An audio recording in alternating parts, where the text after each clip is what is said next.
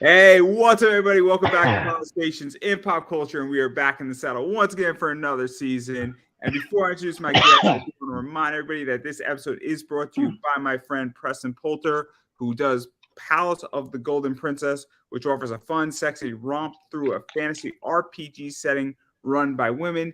Issue 3 launches soon on Kickstarter, and he's actually doing a really cool offer where if you go to his website, pocketjackcomics.com, and sign up for his email list, he will send you the first issue for free. So if you want to get, a nice thing and see if you want to back the campaign, that's one way how to do it.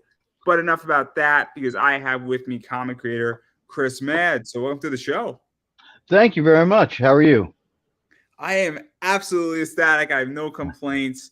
I cannot be upset in my life. It's going well as it can go, I believe. And obviously I have you on, and I know a bunch of your work. And you got a lot of stuff going on, but I do want to kind of talk a little bit about your background, because you've done a bunch of stuff in art, from my understanding.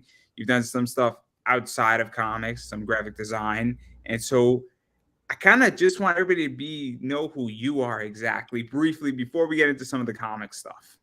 All right. Well, before the comic stuff, I wasn't into comics. I got into comics in 2015, but before that, I was in music. I worked for sign shops. What else did I had a woodworking company. But comics was something I read, collected, and I didn't get started into that until I was like 20 years old. Walked into a comic shop, was like, hot damn. Pulled down a Batman, and I was hooked. Yeah, so let's actually talk a little bit about this, because obviously, I mean, you've done a bunch of stuff before comics, and you've been involved in a bunch of stuff around comics, and obviously, I think you were self-taught as well, which is cool. In which you didn't go to the Kubrick school, you didn't do any of that, and so it's really interesting because you've done stuff for toys, you've done stuff for graphic designs, and so what is that like? Because you're extremely versatile, and that's what I think is so interesting about you. But I don't know how many people really talk about that with you. No, not too many. Yeah, I'm self-taught, so I guess it makes it easier to be versatile because you don't have any guidelines to tell you where you're going wrong or what you can't do. It was the same thing with the woodworking and starting a woodworking company. My old guitar player was great at doing cabinetry and woodworking, and so we decided to buy a machine. And I would program the machine to it would carve logos, paintings. I could program it to do whatever artwork, but that was all done just through depths, dimensions, grayscales. It wasn't any of my artwork. It wasn't, even with the sign stuff. That's lettering and that kind of crap. That's fun, but once I decided to give up drinking and I had time on my hands, I was like, yeah, I always liked, when I was a kid, I always doodled through school. You draw instead of listening to the teacher.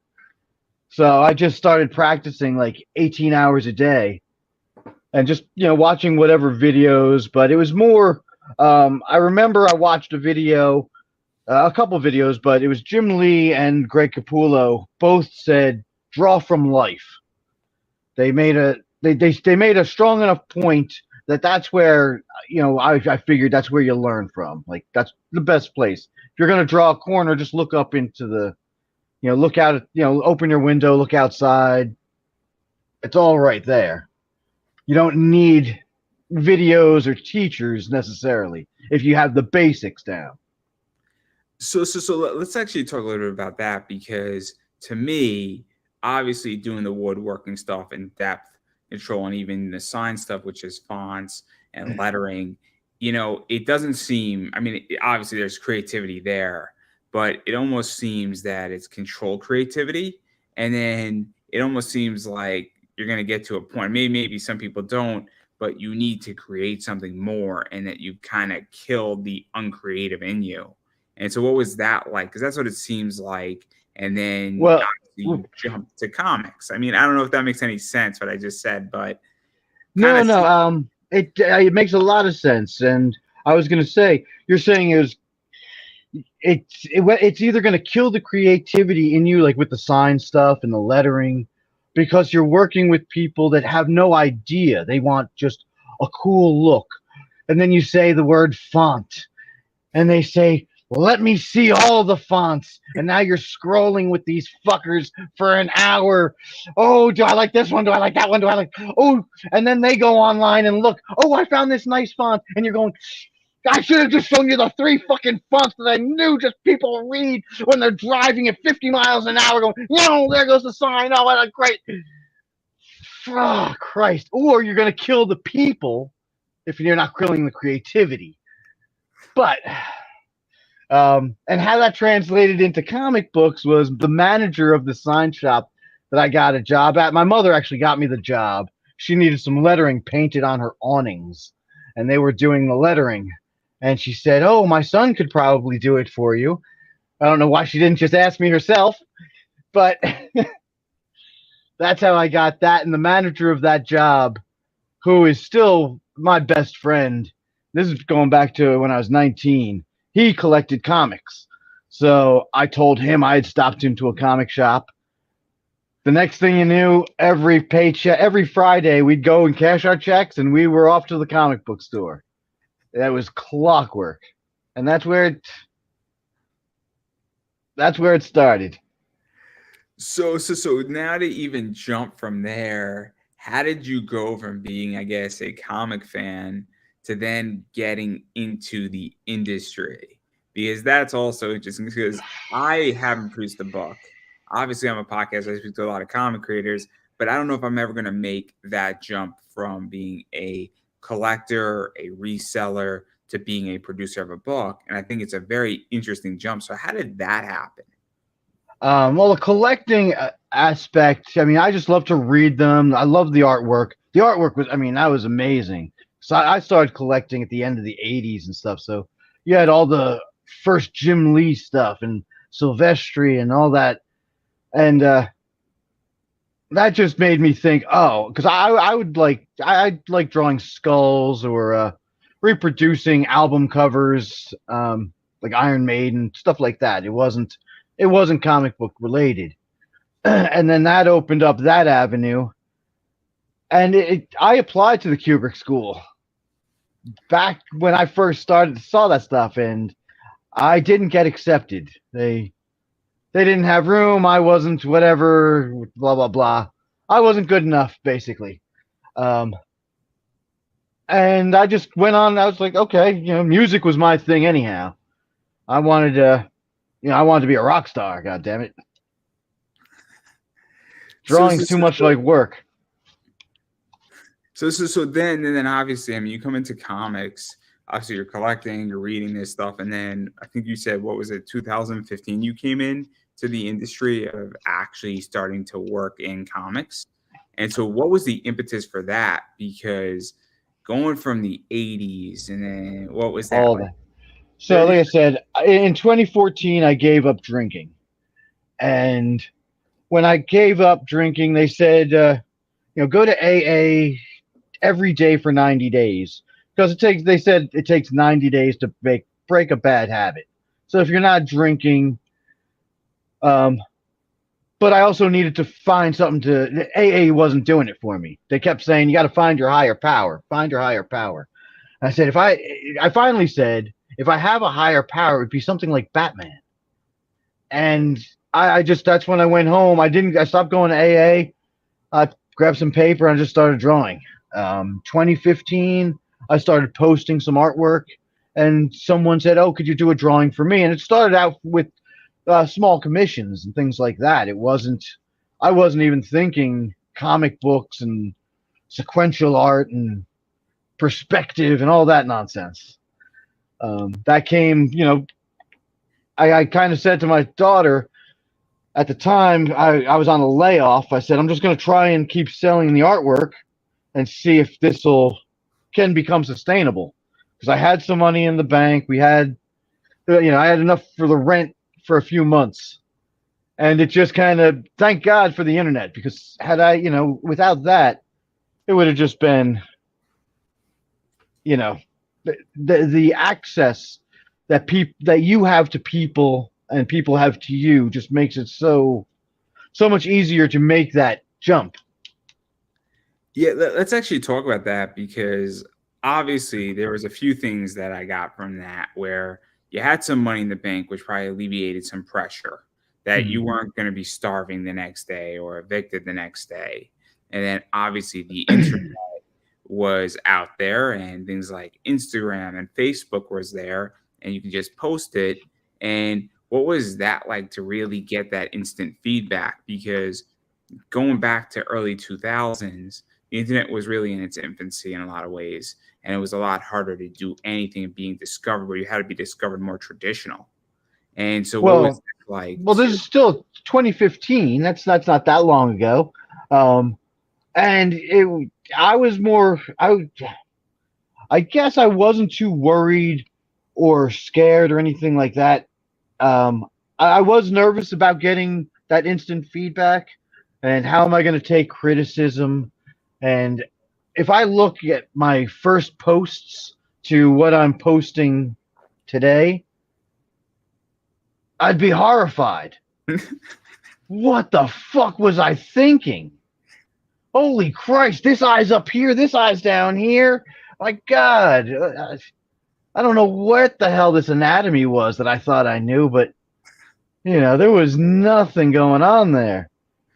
so what is that like? Because I am appalled by my first interview that I've ever done. And that was almost 10 years ago. And every once in a while, I listen to it. I'm like, what the fuck was I doing? Who in their right mind gave me a microphone? And then who in their right mind gave me another interview and a third one and a fourth one? And the first four were very interesting. And so, very interesting people. And three of them are kind of famous. So I'm like, how the fuck did they even let me anywhere near them? And it wasn't until my 50th episode that I started feeling anywhere comfortable, and that was when I started to suck. So that's how that worked. You And got those 50 were complacent. not that bad. All right. I got this down. You can kick back a little. So what is that like though that people stuck with you and they were there with you and that they I don't want to say were tolerating, but they were rooting for you. I think is the good way to put it, and wanted you to continue because that is a very complicated thing, I feel, and not everybody gets that. Um, it's definitely it's a good, it's definitely a good feeling. I was going to say, had I tried to do this when I was in my 20s, when I initially applied at the Kubrick School, that kind of stuff, I don't know if I would have been able to handle that same criticism, the same deadlines, the same. Not that I'm great with that right now. Life just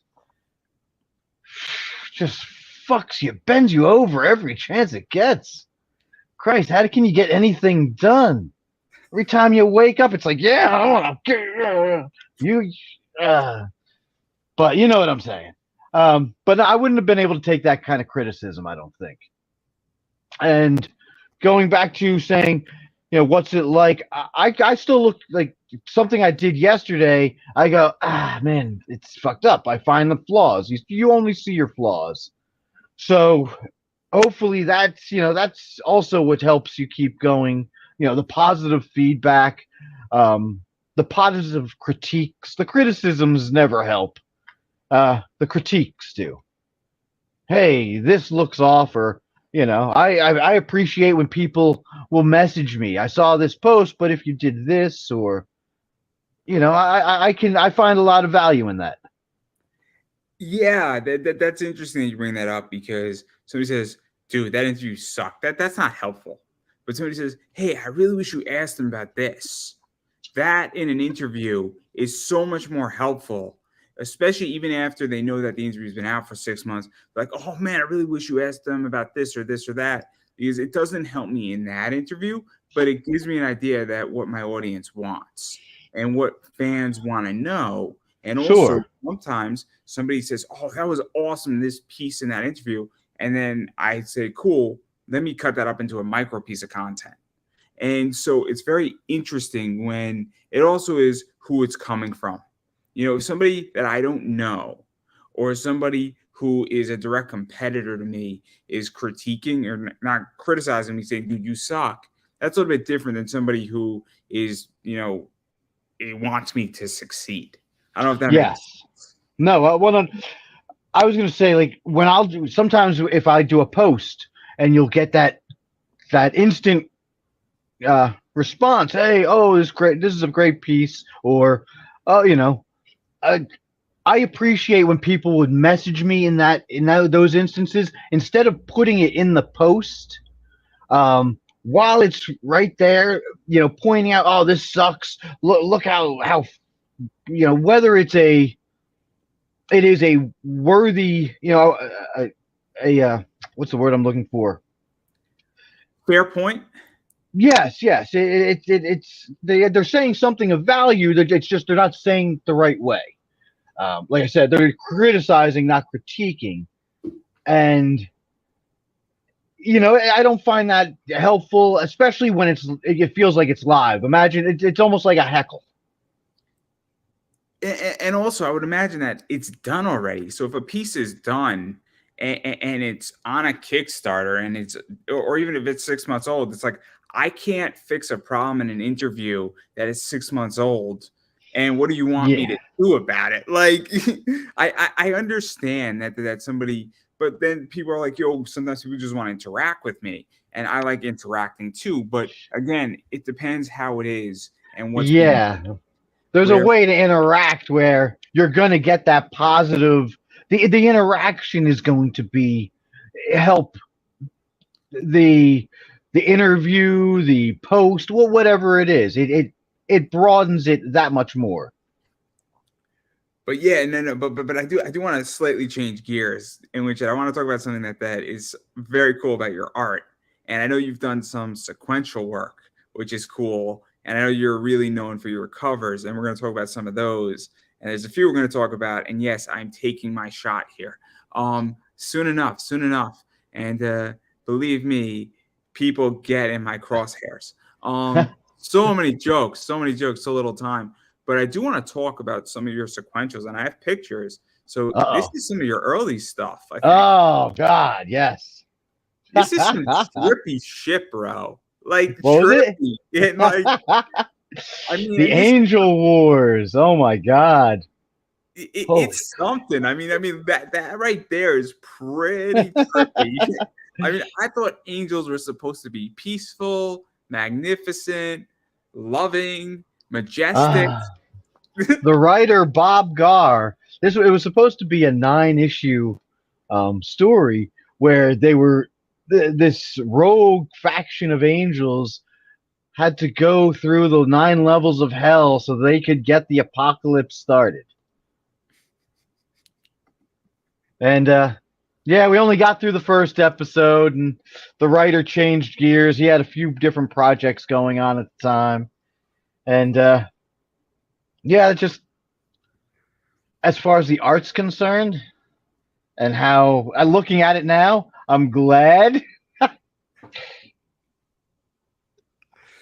It's something else. I mean, it's a gory, trippy book, and what I've seen of it, it's gory, trippy. I don't know anything about the book.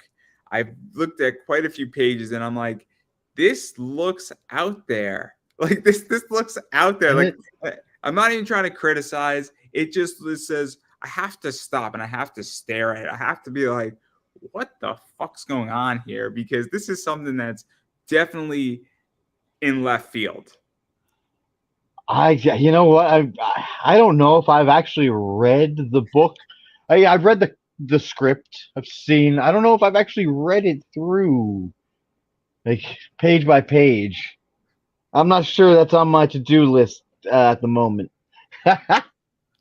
It's interesting because it really raises an interesting point because I know you've done some sequential work beyond this as well, and I believe, and I might be the minority here, but I believe that if you're in comics, you should do everything at least once. So I think every writer should at least draw a page.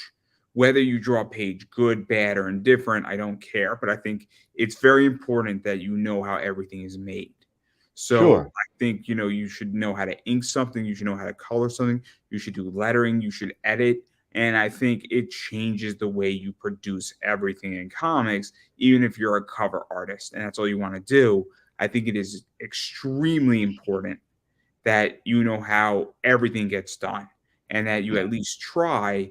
This way you understand what your artist is doing, you understand what your writer is doing, you understand what your cover artist is doing, because I think it is a problem in comics right now heavily, and I'm very curious how you feel about that, because I think it does change the way you work, knowing how you do things and that you've done almost everything in comics.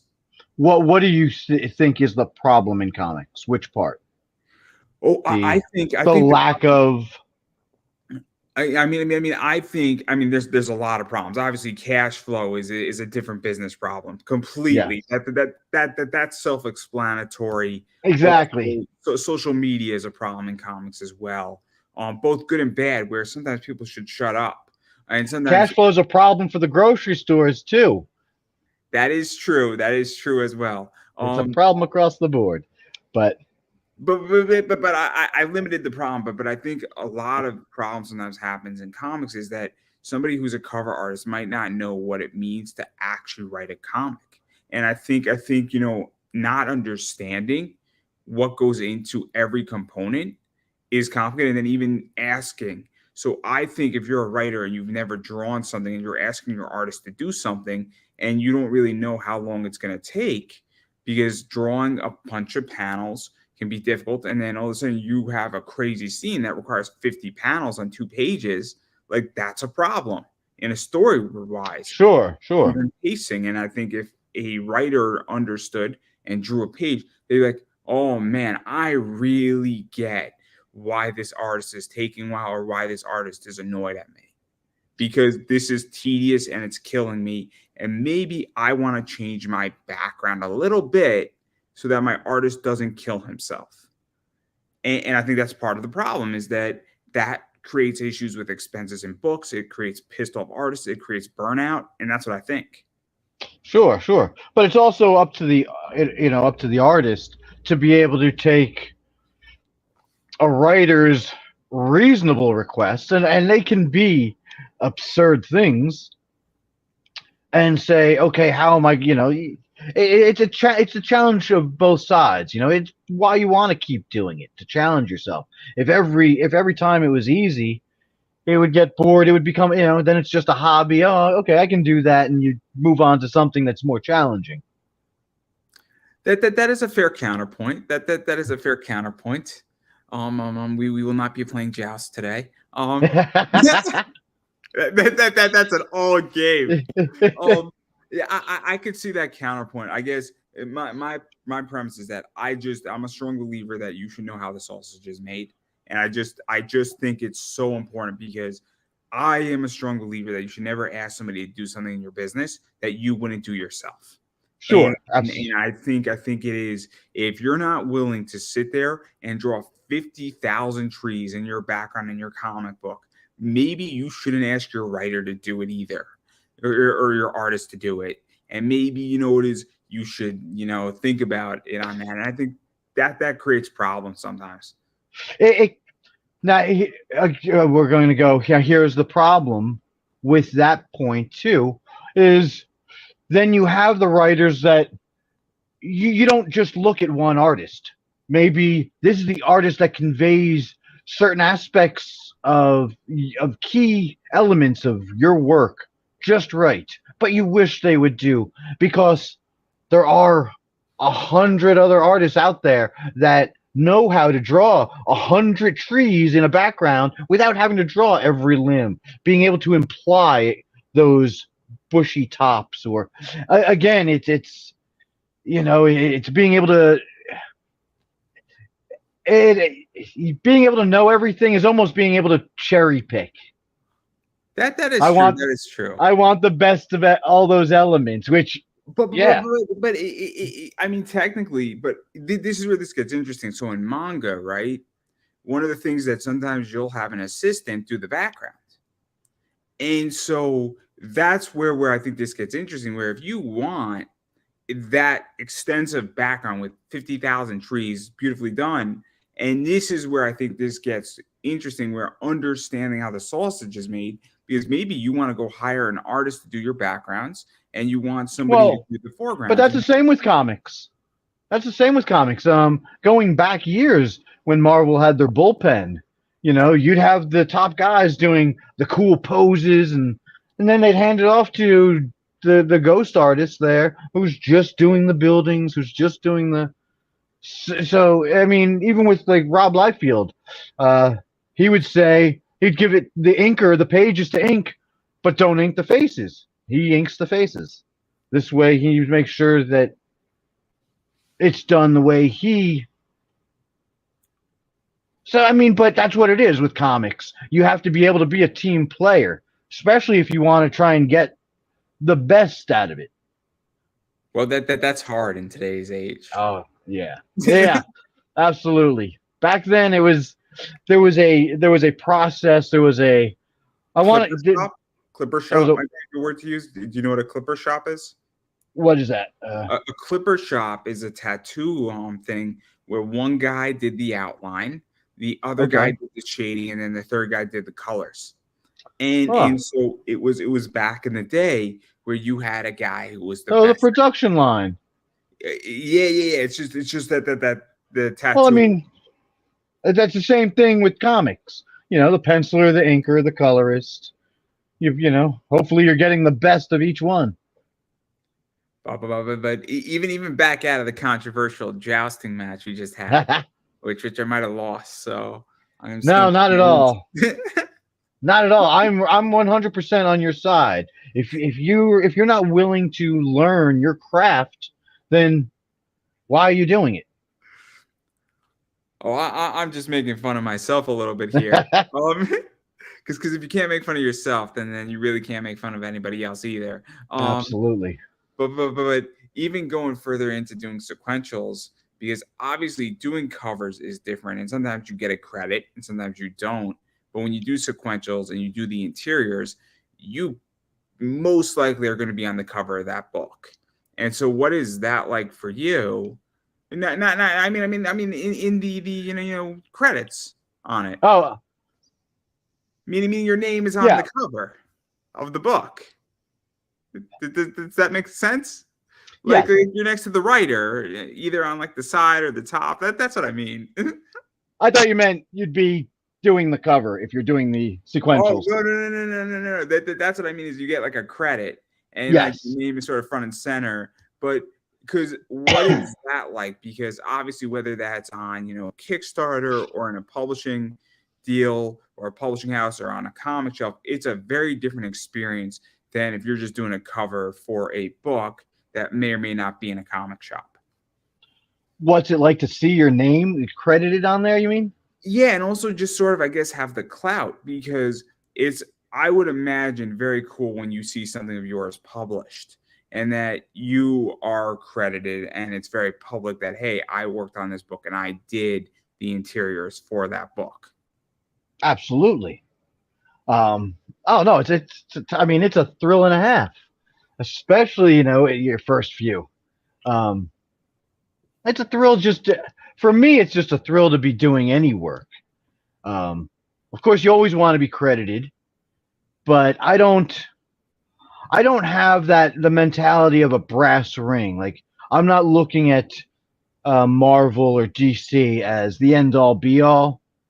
Um, Even though I know, like when I got into collecting and reading, it was Marvel, DC. Those were your options. You had Archie, you had Image, and Dark Horse started popping up.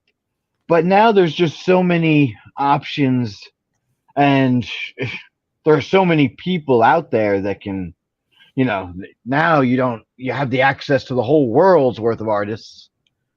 So let me ask you this, because I know people on Kickstarter and I'm sure you know them too, that they want to be at Marvel and they want to work in Marvel. And I know people who want to work for DC. And then I know people say, look, I don't want to go anywhere near those two companies and I want to do my own thing because the indie market is really cool. And it's very much, it works now where I feel 15 years ago, that wasn't an option where it is today, where the internet has obviously done stuff. COVID has obviously changed the marketplace. And I'm curious how you feel because I don't think that Marvel and DC are what they used to be. I don't even think Image is what it used to be. And I think things are just massively more accessible for Yeah, anybody. absolutely. And so I'm very curious how you feel about this because I do think, though, that if you go to DC and you have a 4-year run on Batman, there is some, I guess, merit to that as well. And I guess, it's a very tricky, I guess. Now, when I said that they weren't my brass ring, now if someone came to me with Batman, The answer is yes. Oh, fuck yes. Fuck yes. I mean, there are certain titles there's no way you're turning down because, like you said, I mean that is a like Batman is a brass ring. Spider-Man, the company maybe not the title. Now, if because you can get put onto some third tier Spider-Man or Spider-Man villain book that has 3 issues and gets canceled, which is cool because you did a Marvel book, but is that necessarily what I'm looking for anymore? No, because like you said, the accessibility for me to do my own thing or work for other people on maybe a higher profile project, whether I feel it's whether it's indie or not, or maybe it's just something I'm more interested in. But there are key titles that I would not say no to. I mean, if DC came to me and said, "Do you want to write Teen Titans?" The answer is yes. Oh yes, yes. The answer is yes, and then I would go try to pay homage to the '80s. It'd be great. I wasn't born in the '80s, and I read the '80s Teen Titans, and it was awesome. It was awesome. Right? It's still awesome. It's still absolutely. Awesome. Oh man, do you still read weekly comics? Not really. I'll tell you what. The pandemic for me changed how the frequent. I guess I finally had all that time. Like there was a saturation of, well, there's nowhere to go. You just read. I was catching up on the books from my weekly pulls that were getting put off to the side because I was too busy. And then with the drawing and reading, and it was so saturating, the reading is kind of slacked off. I mean, I'll be very honest. I maybe read 3 titles a month from previews. I'm reading Saga, and that's good. Okay. Because I've been reading that for years. And then I'll pick up like a 6-issue mini arc or something every once in a while. Or I'm a huge RWB fan, Ruby. And so anything Ruby crosses over with the Justice League or its own stuff, and it's got like a 7-parter, I'll read that, and then I read Gun Honey. And that's about it. Like I have no desire to read anything else. And then I'll pick up something like Street Fighter, the swimsuit edition, or I'll pick up like a small arc here, or I'll pitch up like 6 issues of Archie or something. But like I don't read a lot, but I read a lot of graphic novels. I have a Comixology subscription. I know a dirty word, guys. It's all right. But they have a lot of funky stuff on Comixology. The Black Dahlia, which is that case out in LA, fascinating graphic novel. Fascinating. And so like that's where I'm at, is that I would much rather read a graphic novel, and I don't care when it came out. I'm like, cool. If it's Comixology is like $6 a month, I don't really care because I don't own it and I feel less pressure. And if it's a shitty book, I'll just drop it. Yep. I've honestly been really considering that because, like you, I mean, I want to read the stories, but when I first started, I got into it. I mean, I love the stories, but I was also, wow, I'm collecting these now. So I got, 3 issues of this cover, and so those floppies, that collector's mentality of getting the actual first printed issue is still ingrained in me. And I've got to break that if I'm going to be able to have any goddamn room other than comic boxes everywhere. It's a problem. There's a reason why, and obviously I run a business behind and selling a lot of books, so I have that collector's mentality, and but also I've become a lot more selective, and I've become a lot more, I guess, specialized. And that's the reason why my previews used to be like $90 a month, and then now it's dropped down to being more like 25, and it's taken a long time to get there. It's So taken you only get 2 books a month? 25 on Midtown is. Oh, man, I might get 3. Yeah, I might get you 3. No, it's even. I get more than that. I get maybe like 10. I I mean, remember. it's crazy because it's 50% off. If you order 3 months ahead, it's 50% off. So a book that's $5 is like $260. So it's not exactly 50% off, but it's like 45%. It makes it worth in that aspect. But you're also buying that far ahead too. But I'm also selective, and then there's also certain months where I have $15. That is all I'm spending because there's nothing I want to read. And so sometimes I'll have a $45 month, and then sometimes I'll have a $15 month. But on average, it's about $25-$30 a month. But it started off at 90, and it's gone down significantly. But also, like when Gun Honey, the first issue comes out of every Gun Honey series, I buy all 6 covers. So that's why that average isn't, because I'm the collector in that. But Gun Honey's only a 4-issue miniseries. So I do that with Sean Gordon Murphy. Like when his books come out, I get whatever cover it is, or any Capullo cover that's done. It's just it's complicated, but like I agree. But like I'm at the point where I just want to read stories, and I don't want to own shit. Yeah. Owning shit is complicated at this point. But I do want to talk about another book that you worked on some sequentials with, and this guy Chuck, he's got to go. He's got. Oh, hot damn! Chuck's he's got to go. I can't stand Chuck anymore. He's too much. I agree. I'm right there with you. I think we should send him to hell. Chuck goes to hell. We'll keep Sean. And Belial will be right there bending him over. Is that what it is? That would be a cover. That's exactly what I think. I think that's a Kickstarter cover for sure. Chuck bent over on the cover. Ugh. So what was that like? Because I like Travis.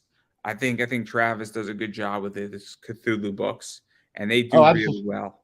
And what is that like? Because that's a special book in a lot of ways. And it's a great concept. Cthulhu sells on Kickstarter. Obviously, Chuck worked on that book. I think your daughter also worked on that book with you. And that's cool too, because I don't know how many. I think there's only 1 or 2 other father and daughter teams in comics. Yeah, and thank God, because she's she's my colorist right now. But she's also the one who kind of taught me how to digitally color. I asked her, I mean, we were both playing around. I said, I was willing to buy her classes, and she didn't want it. She just taught herself. So now, like, oh, how do you do this? What do you think if I have to color something? That's who I go to for tips. So what is that like to have your daughter coloring stuff and obviously doing some art stuff and being readily available, and also when you don't want to color something, you have somebody in your household that can handle that? No, I don't. It's not like that. No, that's not life. That's the dream. Yes. Oh, look at that in-house. Oh, hot damn, everything's right there. I'm not saying you're not paying. I'm not saying that. No, it has nothing to do with money. It has nothing to do with money. It's the time. I know I can be a pain in the ass, so she'll say, "Oh, working with him is fucking annoying," because you don't want someone who's looking over your shoulder. You're going to use that color? Oh, I wasn't thinking that. I'll be very honest. I completely get it. So I was thinking about becoming a lawyer. My father's a lawyer. And the one thing that I would never do is work for my father if I was a lawyer. And it's not because I don't think that I wouldn't be good at it. It's because I would rather have my relationship with my father then have a bigger problem. Oh, absolutely. Yeah. No, you can't work. It's hard to work with family. And again, the money part is never an issue as far as that. I was It's just saying you pay on time. That's all I was going with. oh no, there's no pay. All the money goes into one. All the comic money goes into one area. So, whoever needs access, there it is. But I was just trying to avoid labor laws here, but that's all right. Yeah. I was trying to create plausible deniability, but that's all right too. She's plenty old enough. There is no law against any of this. She's not a child labor. She's in her 30s. So I get the fuck you and the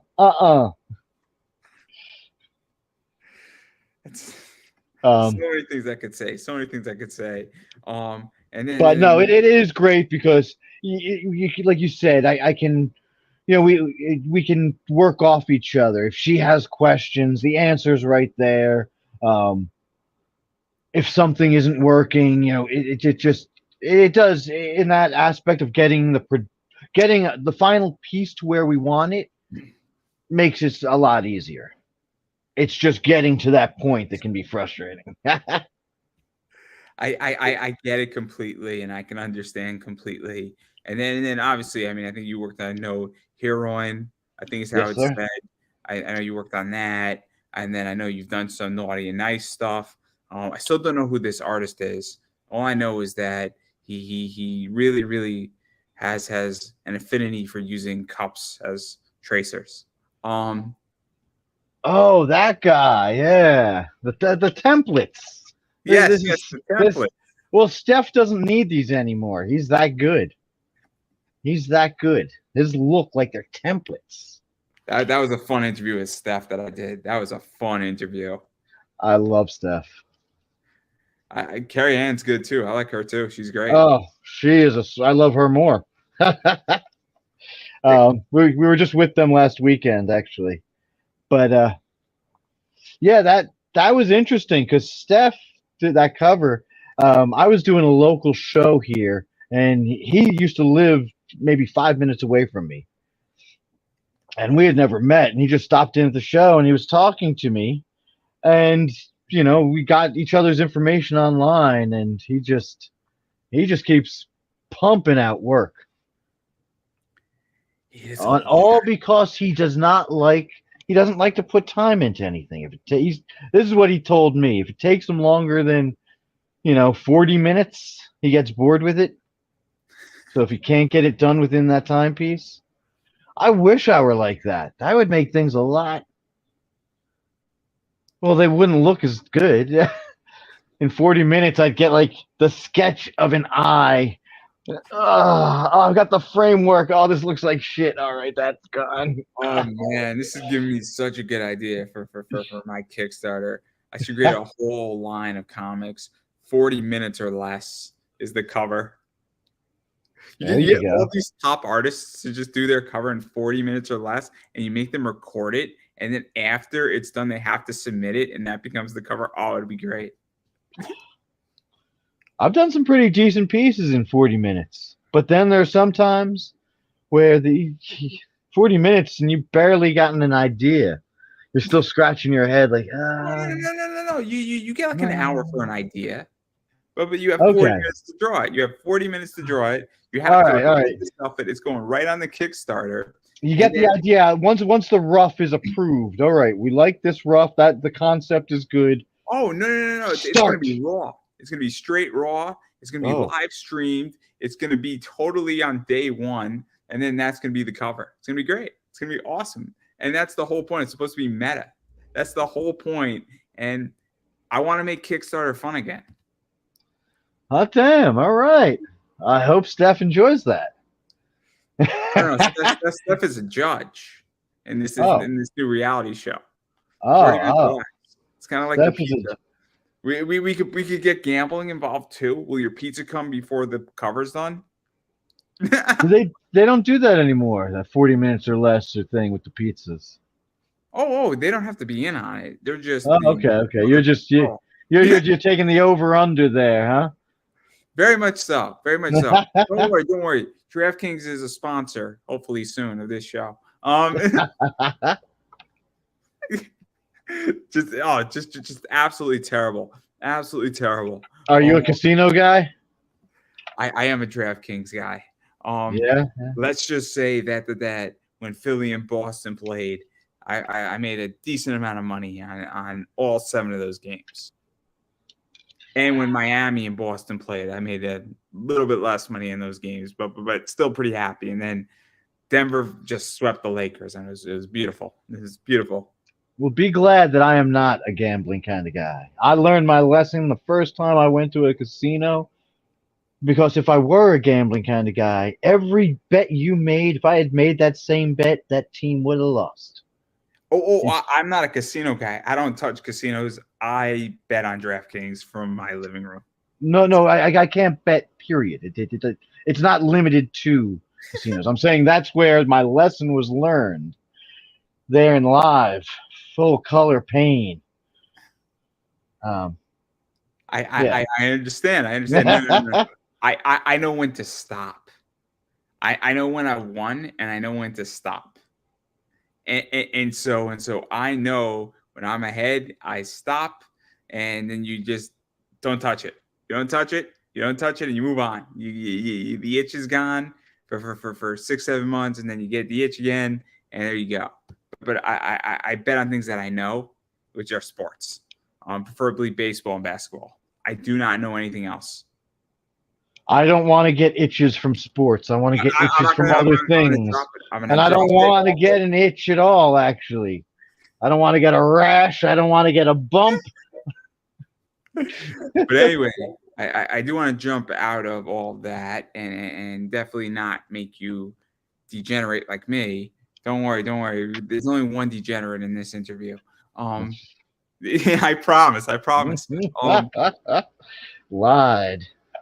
But I do want to talk about covers because you do a bunch of covers, and there's a bunch of stuff that we can talk about that are fascinating covers. And I think this is the best place to start. I don't think I've done any masturbating covers. Oh yes, those are good ones. These are good. I think you did all of these, right? Yes, sir. So what is this like? Because I don't know much about this series. I just know that these covers look pretty cool because I love the color against the black and white. That's all Frank, the writer, Frank Gogol. He likes doing those layouts, and he said, "Oh, here's the idea I have for you." And he would just, he'd say, "All right, here's my idea." I would draw it out. He would say, "The background is going to be this." He knew the color schemes long in advance, so he always knew it was going to be black and white against a color. And the way I did it, he left up to me, and it worked out quite nicely, I think. Yeah, because I like it because it's kind of cool, and it's that nice balance, I feel, where it's kind of pencil-y. You get the color, you get that other stuff, and I'll throw it up again so you can see it. And it's cool because it's just like I haven't seen much like this before, and that's what I like about it a lot. Yeah, it's simple enough, but interesting enough. The only one I'm not a fan of is the one that has the most background in it. With the 3 walking down the street there. Yeah. It's out of the set of them, it just feels a little more off. I mean, I like the way they visually look, all of them, and I'm not one to say that one's better than the other. I mean, I do have a favorite. I actually really like that orange one a lot, which is number 2. I like that one a lot because I just like the juxtaposition. I also like the saturation of the orange, which I think is cool. I also like the fact that it's simple. So that's the one I like out of the most. But they're all great. I mean, I like the red cover, personally. So number 2. Yeah. The other number 2. The first, the first series. Number two. They had done that in a metal, a limited metal version, and that came out really nice. The way it reflects on that. I do like metals. So how do you feel about that? Because you've done a bunch of stuff with that your books have had metals in them. And what is that like too when a campaign does a metal version of your cover? Um, I guess I don't know. I'd like to do. I know a lot of artists do metal prints. I'd like to do a few of my own, um, just so I can understand how my artwork interprets on the metal. Because I've seen some that I didn't care for the way it looked on the metal because I wasn't utilizing the way the technology of the printer to its potential because I didn't know it was going to be metal beforehand, or you know what I mean? Yeah, that's interesting. So let me ask you this. I mean, when you are booked for a cover, how much do you know what they're going to do with it? How much do people on Kickstarter tell you, hey, I'm thinking about making this a metal? Because I would imagine that if you have certain information, that's going to change the way you present something and do something Sure. versus, and also even the capabilities. Because if you know something's going to be metal, you might, and you know it's going to be metallic, you might know, hey, maybe I could add a few more negative spaces in here. And Well, then that's yeah, exactly. If you know in advance, then you can plan the coloring. Having lighter colors so that they reflect brighter because the darker colors you're basically just covering over the metal. You might get a metallic look, but you're not going to get that high intensity. Or if you knew in advance, you could do the blacks as in so that where the black is that comes through as metal. I've got all different ideas, and that comes from the after effect, the after the factor. Had I known these are things I would have done to make that look a little better or done something cool with this aspect. But yeah, sometimes they bring you in, oh, I got all these ideas and they want to tell you, run down this whole laundry list of stuff. And then sometimes it's just like, hey, can you do this? Sure. Here's the idea. Okay. And that's it. and then to even jump into to another one, and this is fun too, and I like these people a lot. This right here, Oh, yes. Mike because and Trish. because this is the embodiment of what I think is supposed to be a fun Kickstarter. I think the two of them, Mike and Trish, have created a fun Kickstarter, and I feel like they're doing comics because they want to do a comic. And I don't, Yes. and I hopefully I'm not misspeaking, but I don't think they're so concerned about making a living in comics as much as saying, hey, we want to do a comic and we want to have a good time doing it versus, there's a lot of people in comics who are trying to, I guess, the term, it's going to sound a weird term, level up versus having a really good time because this is a fun book. Yes. I don't know their situation. I agree with you as far as, yeah, they've said we just want this to be a fun book. Obviously, everyone wants their project to be successful, and I'm sure the thought of, okay, this is going to be sustaining. But I think that's where that difference is when you're talking about, oh, you're doing it for fun and having just an enjoyable time doing it, to where you have to make sure it's now has a certain sustainability. I'll use somebody who's not going to mind. I don't think he's going to mind either. Travis Gibb is Okay. trying to level up, and he views this as a business, and he's trying to evolve as a creator. And I think with everything he's doing with Orange Cone and pushing out content, and I think Mike and Trish say, hey, we just want to have a fun book and we want to have a good time doing this. And there's nothing wrong with either one of those. People are at different stages in their career. And Absolutely. that's what's cool about that book, though, is that when I say, hey, do you want to have a fun book? And there are people who are killing it, having a great time in their comic, making a lot of money doing it, but they embody that funness, that silliness, that kind of inner child is what I view. And that's what this book is. And that's what this cover is in a lot of ways, too. And it's kind of cool when you see that, I feel, where somebody says, I just want to have a good time, and I want to capture that memory in comics that people have. Well, you saying Travis and the difference there, you're right. They're definitely out for just fun. I don't know how Travis started, but he found that fan base. So he has a certain now he has a certain there are certain requirements, certain expectations that have to be met. But and he's doing it, and he's doing it. Oh, yeah, he's doing a great job.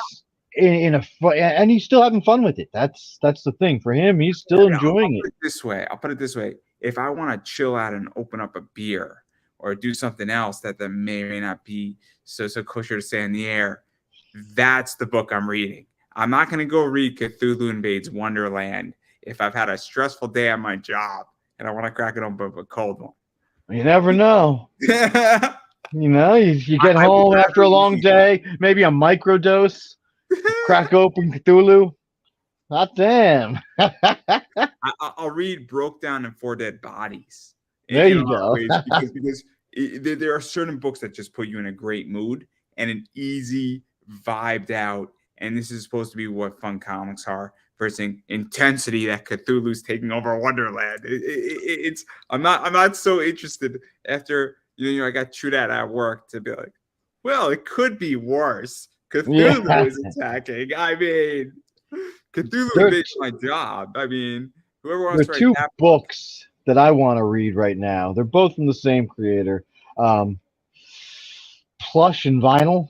Do you know those books? They're from Image. Who's the?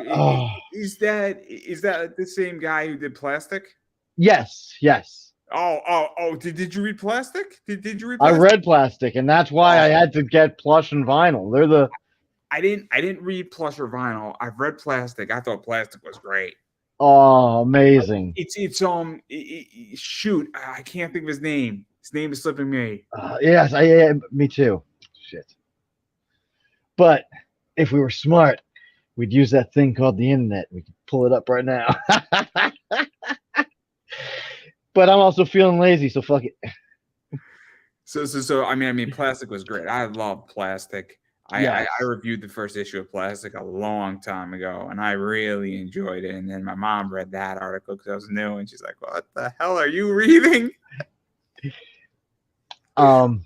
Shit, what that is? Was it Wagner? Yes, it's Wagner. Okay.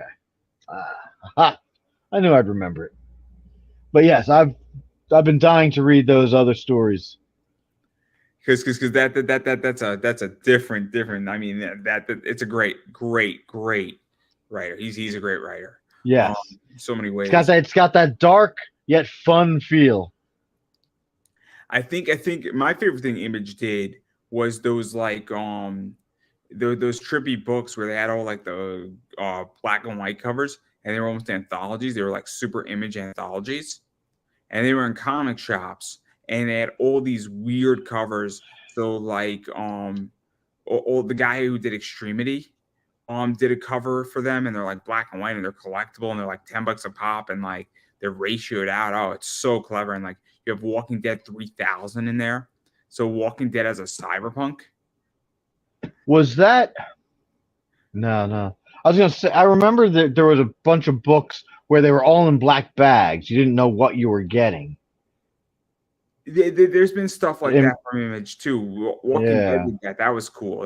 Yeah, that's what it was. Walking Dead. I don't remember the books you're talking about. Oh, they're great because you have Robert Kirkman writes one of them, and you have 2 or 3 other people who write them, and they're writing their stories, and it's like anthologies of just trippy Image stuff. So like you have Walking Dead 3000 as a cyberpunk. So it's like the zombies are like robots and zombies at the same time. You have like cyberpunk Rick Grimes in like AD 3000. And was that like in a magazine type format?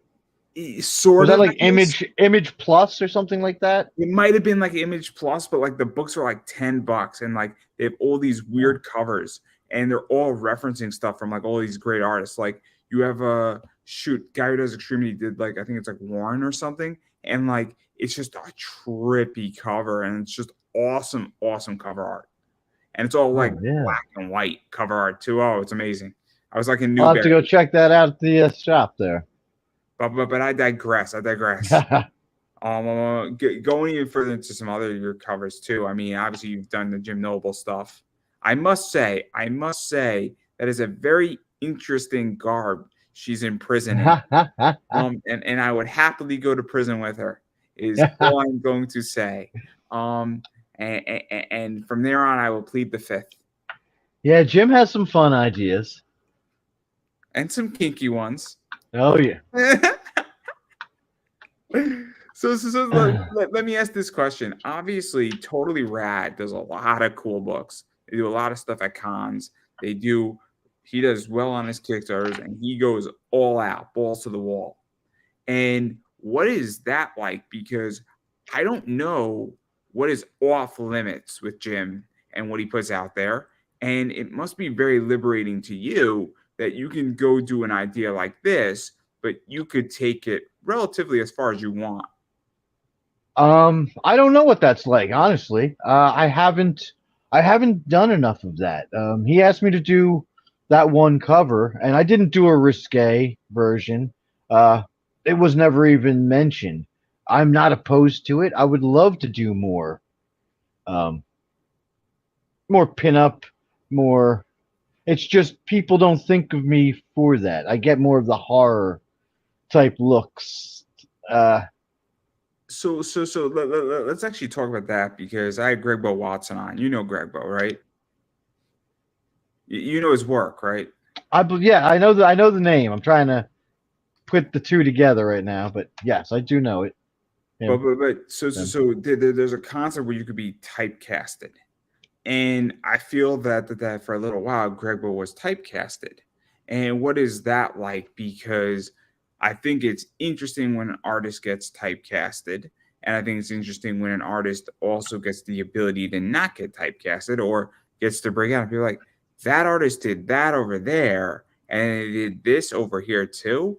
And what is that like for you? Because if people know you for horror, and then obviously I just showed, I'm about to show some other stuff from Dustin Burnell's company, Eternal Press, I think it is, or I think that's how it's pronounced. Yeah, Eternal.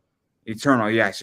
So I'm going to show some of that in a second. But what is that like for you? Because you're kind of getting to take the car into second gear, or third gear, or fourth gear. I don't know if I feel like I'm typecast yet. I still feel like I'm new enough, and if I'm typecast as a horror artist, or I know I do darker stuff. Even when I'm trying to do light stuff, it's never my intention for all the blood to come out. It just works its way in, or for that darkness or whatever that people. Well, is it a tragedy? Oh no, that's not the joke. So many jokes I can make. So many jokes. So little time. But continue. Sorry. I was waiting. No. I deserve to be punished for that one. Oh God! Oh my God! That guy was that was a commission piece. That Punisher. And that gentleman sent me a box of like 15 sketch covers. And there was a paperwork when I opened the box. There's paperwork there with each cover typed out what he wants, how he wants it, all that. And there was a very healthy check along with it. So I did a few of the covers.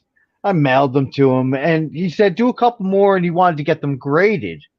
So I was like, okay. So I did a few more, and I reached out to him, and then I didn't hear anything. I reached out, I didn't hear anything. Let me do a little investigating. I hope he didn't get hurt or something. So I come to find out he was arrested over the like right after the shutdown, and no one was supposed to be. He got. I don't know if he knew what he was doing. I don't know the situation, but he met some underage person in a park. Oh, and yeah. So the way I see it, if he did that intentionally, then the money is a douchebag tax. If he didn't, man, that sucks. But from what I understand, this happened in upstate New York, so I have 10 years to figure that out.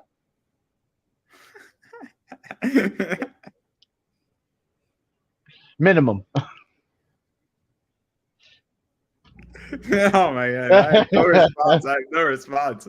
I am pleading the fifth. I am pleading. Oh, I have been silenced. there are so many times. Like Comms there's is a some. weird industry, right? It is, and you get asked a lot of strange requests, like commission requests. Are you willing to draw this or that? Like you said, there's a freedom, like with Jim Noble. Oh, you can draw, scantily clad women or pretty much whatever.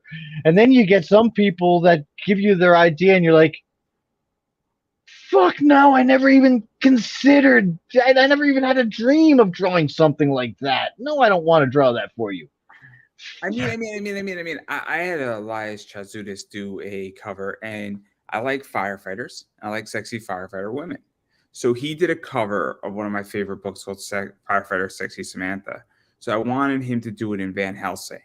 Now, I would never ask a artist to do something that I wouldn't be comfortable showing in front of my mom. So Okay. so there was no nudity. So her suspenders are covering her breasts. Obviously, you can see Okay. it. But he already did a cover like it. So I felt it was okay, where I wanted homage and paying tribute to that thing. But I didn't tell him how to do it. But Yeah. my whole thing was that I was like, I didn't, but I'm not gonna go ask some crazy position on an artist on that realm, because I just don't think that, if I wouldn't feel comfortable showing it to my girlfriend, my wife, or my mother, I probably should not ask somebody to draw it. I'm sure you've heard of like Tim Vigil. It's the name is not ringing. Okay. Well, he did he's known for a book, Faust. Um, and in there, I mean, you've got demons, penetrating women, and there's a lot of stuff. And some of the requests I've seen, gotten, I think it's like even guys like that would be like, no. Ah. But also for me, I understand an artist. So Like illegal stuff.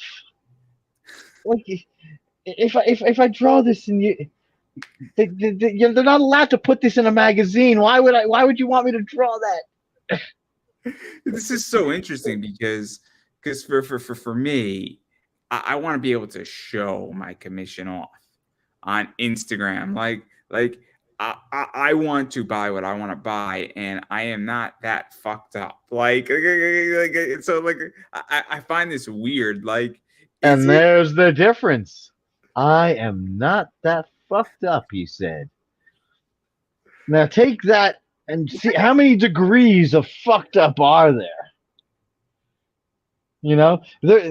I'm sure there is a chart. Yeah, you've seen that online, the fuck around ratio to find out ratio. Find out, right? Yes, there's got to be a ratio for fucked up.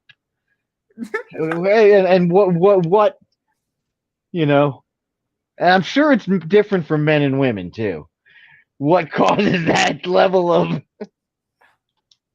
I'm just saying that I also research who I want to commission from and how I want it. So if I know there's an artist who loves doing gender bend of characters and there's an artist who hates it, I'm not going to bring a commission to an artist who hates that genre, because Sure. the likelihood of like, let's say you said, look, I don't really like drawing Captain America as a woman, right?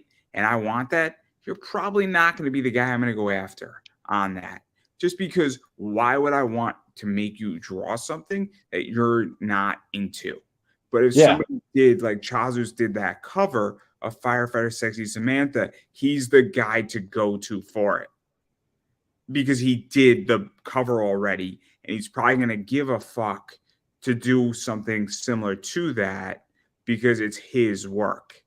And so like, and that's what I don't get is that I just think I mean I don't really get it, and like I'm like unless people just want to fuck around with artists, I don't know. Yeah, I mean, I rarely say no or oh I don't like to do that. I love drawing. You give me an idea, I love doing it. I just like I said, I started late in life, so drawing to me is a as much of a chore and a job it is. It's a pleasure to be able to say that I can do it. Um, so I'm not really oh I want to do any one specific thing. Fucking let me have it. Just make sure it's not too fucking out there. I want you to be able to show it to your mom too. God damn it! If I'm not comfortable in posting it, there's the difference. That's post just a how I lot. feel. Yeah, I have a certain standard, and maybe somebody else has a different one, and that's fine. sure. But like, I felt comfortable showing that book to my mom, and I felt comfortable showing other things to my mom. But then there's things that like I'm like, I'm not probably gonna show that to, and I'm probably not gonna request something like that. Like, Exactly. so that's how I feel. But enough about that. You don't want some guy. I mean, in my head, hey mom, look at this commission. I got the family dog Butch doing. Never mind. See, you don't rush home and tell your mom stuff like that. And that's called the aristocrats. uh, That is my favorite joke of all time. That is my favorite joke of all time. And the way Gilbert Godfrey does that joke is sick. It's sick, and God bless his soul. That joke is sick, and I love that joke. And that joke got me through some very, very complicated times. But I digress. I do want to talk about 3 more covers technically, and they're all from the same company. And obviously, this thing I think is sort of brand spanking new. I don't even know if it's out yet. That has never been released. That's black and white. I think it's the same, right? Yeah, no, that never got published. I have no idea what happened. I thought the Kickstarter is dropping next week. From? I mean, what book is this? I thought this was like Shadow something, right? This, you know what? You're right. It has a very. There is a book. Unless I'm mistaken, because I don't know everything. No. That now that you say that, the book There Be Shadows does drop next week. Drops on Friday. Yeah, but that's not There Be Shadows. That is. Oh, what the hell is the name of that book? Something in the Shadows, or We Eat the Shadows, I believe. Again, I could be mistaken, and I could have conflated two of them. No, that's. I didn't even. I completely forgot about that one. That Kickstarter never. I was that was like my first pinup girl that I had done, so I was kind of happy with that. I was hoping that it actually would do something. You know, boobs on a table help. Or so I'm told. I don't know everything. Sometimes things get conflated. When I was heavier, the boobs didn't help me, but I don't know. And then obviously, I do want to talk about Dustin's company. Obviously, we got this book right here, Underland 2. I don't know as much about this one as I know about but what is this like? Because it's got that horror vibe to it. Yeah, Alice in Wonderland to it, and yes, it's definitely an Alice in Wonderland based book. Everything that blue glow that's on the ground and all that, you know, the jizz there. It's what it reminded me of. I don't know, like That's what powers everything in this Underland. Apparently, I don't know the whole story. So And right, you can say that. You can say that. It's fine. as a My Monday interview, you can say pretty much anything on my show. like you were saying, as a cover artist, I don't consider myself a cover artist or a sequential artist. I mean, I'm working on sequentials right now for the follow up to the first series of No Heroine. But uh, with the covers, as much as I like them because I can turn them out a lot quicker, uh, you know so much less about what's going on. Sometimes I'm like, all right, well, what expressions should I be? You get so little information. It's just here's a single picture of a character. Do it Let's in this pose. let's actually talk about that because this could be a problem sometimes in comics. I feel is that, and I'm sure you've seen it where somebody does a cover, whether it's in mainstream comics or Kickstarter or however combination of whatever, and the cover has nothing to do with the book. And sometimes it's a great cover and it's awesome, but there also gets a point where it's like, I don't want to say it's false advertising, but I don't think it's necessarily a good thing when sometimes you have a cover that has nothing to do with the book, or that you're introducing something on the cover that could be misleading.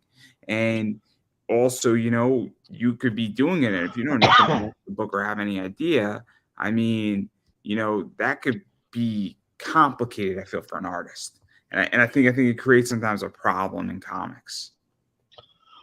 Well, I mean, when you get, sometimes you'll get all right, give me 5 drawings of, like with Rob Liefeld. Again, I'll go to him. Because I know he pumps out a lot of work. So they'll just say, I need Captain America, and he'll do 5 poses, and you don't know, he doesn't know what's going on in that book. They're trying, but if you're trying to depict some portion of that book, the more information, the better. If you can give me a couple of pages, with the highlighted stuff in the script that you wanted, or any of that's all, to me, I find that helpful. Because I think that there are people in comics who are really, really good at booking covers. They're really good at it, and they're really good at not even necessarily giving, a script, but saying, look, I want my character in this way with this stuff going on, and I want a cyberpunk feel to it. And they give a lot of direction, and they give a lot of insight. And that artist might not know what the hell's going on in the book, but they know what needs to be delivered. And then I think there's other people who are just really shitty at booking covers. And I think it's a skill. I think it is a skill to understand what a cover is supposed to do, how it's supposed to work in mainstream, how it's supposed to work on Kickstarter, and how it's supposed to work as a collectible. Because all 3 of those things have different positions. And sometimes they're all aligned, but sometimes they're not. Where a cover that could be a collectible could have a different alignment on eBay than it would have on Kickstarter or in a comic shop. Because on a comic shop, it's taking up real estate. And in my opinion, at the very least, a cover in a comic shop is supposed to sell that book. Maybe needs a little help from the store clerk to move that book if the book is struggling. But the cover should be able to really sell. If you order 20 of them, it should be able to move at least 10 of them without any help, in my opinion. I agree. I try not to do that anymore. That got me in a lot of trouble when I first started. Ooh, look at the cool cover. Look at the, I try and follow, artists, writers. Because I have, they've got the experience of, they know what I like, or I know what they, I like what they do. So as far as like how to get a good cover, some people give you too much information because, like you said, you have to hit those right notes. You don't need to throw everything in there.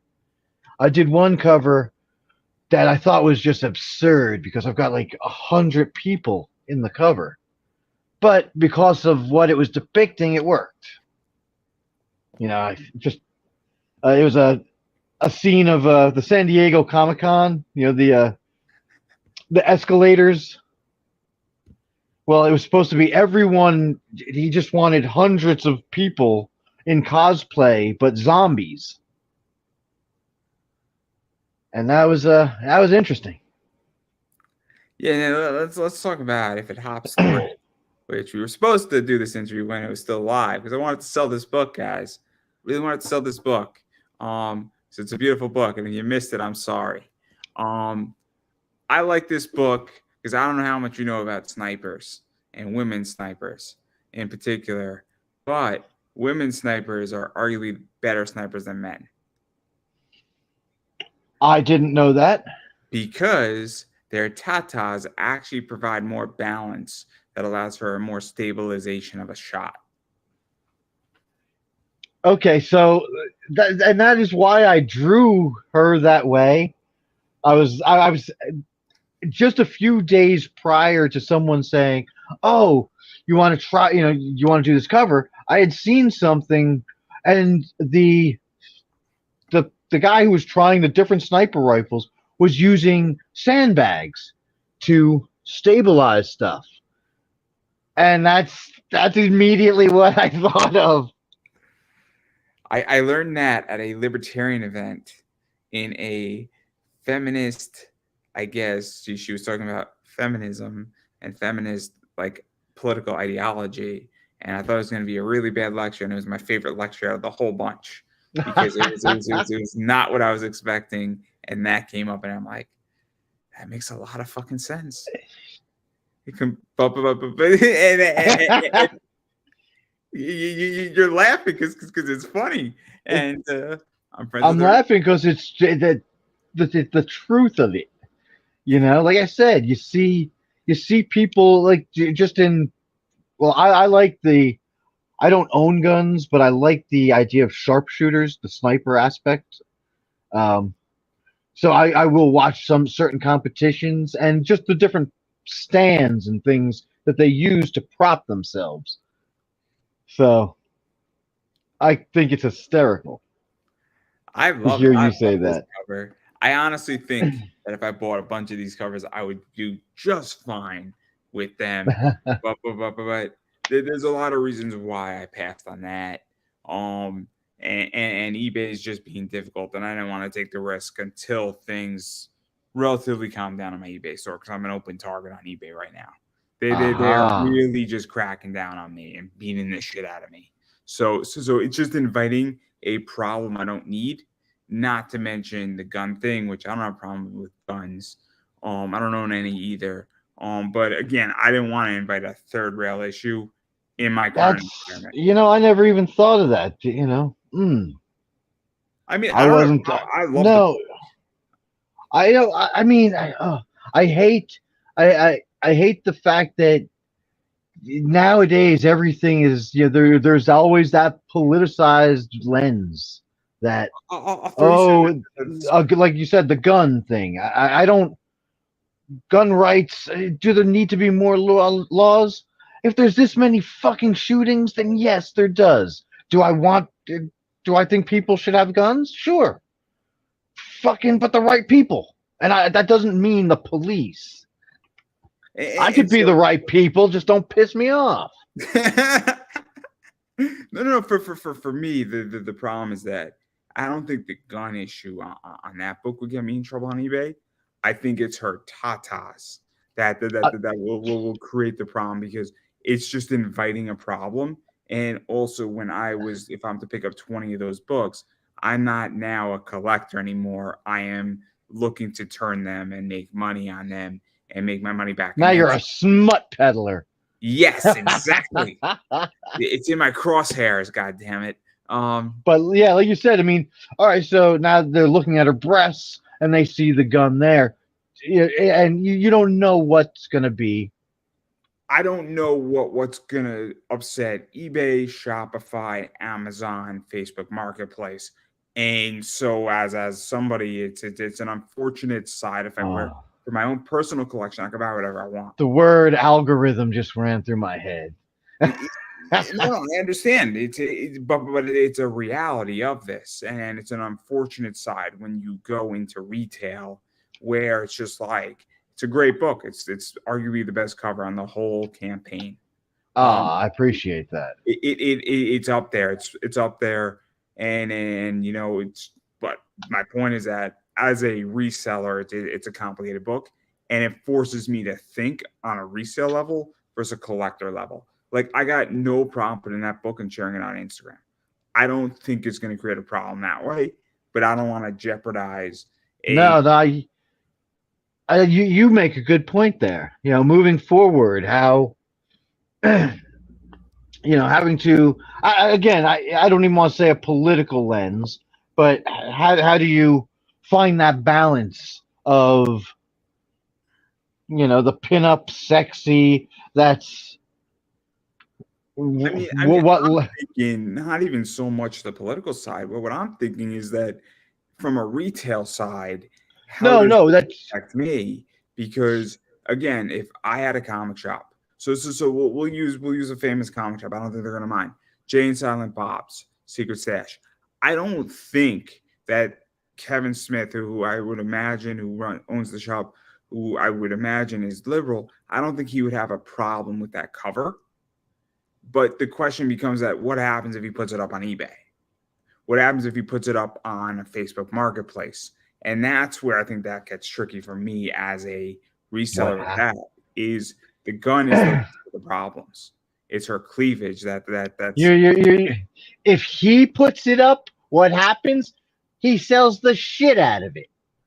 I don't know why. I don't know why that schmuck Kevin Smith can fucking anything he does. There's an amount of gold dust that gets smeared behind that it does pick up. I've known Kevin for a long time. So. Yeah, it's somebody like me who doesn't have, I guess, the protection. Right? Who can get easily bullied because I don't have the protection. So, it's hard. But it's also it's not just that, but it's also the branding. I mean, he's not known for being the politically correct guy with dogma and that's not him. So whatever he's going to show, whatever we went to high school together, and I remember when my father was one of his was a creative writing teacher, but years later, my dad told me like when they would get some of his papers, they would teachers would go out in the hallway and they'd read it together like this is good writing, but man, we shouldn't be showing this. This is inappropriate, like for high school. But they had to share it with each other. It's amazing. It's amazing. It's absolutely amazing. But I mean, it's just a problem in which it's something that I have to think of when you start approaching $100,000 eBay business. It creates a problem. Sure. And I don't like this problem, and I don't want this problem, but I'm like, fuck, it's so annoying, but I digress. No, exactly. Again, it doesn't have to be political, but how there are, as your business grows, there are so many different eyes on you, and you want that. That's the nature of business. Who knows? Growth. Maybe I made a bad call. Maybe I should have bought 50 of them and been like, what? Fuck it. My mom will yell at me later. Next time we'll do some remarks on them. Yeah, right. Oh my God, we would have there's so many things that could have been done. But I do want to show two more things. We'll do Steph Wilson specials, just 2 circles. So I do want to touch upon some commissions that you've done also that are probably a little bit less controversial, and I am a fan of Black Cat, and I like this a little peeking out. Yep. But after Monday's interview, I think I can pretty much do anything I want. Did you see my Monday interview? I did not see your Monday's interview. Monday. Did I have electric on Monday? It's been No, it's been that way. My building had been condemned for a while. Oh shit. With that's why there was so much problems. I had to be put up in a couple different motels, and we got brought back into my apartment, and the electric and the water had been going on and off as they're still doing construction, even though we're not supposed to be here.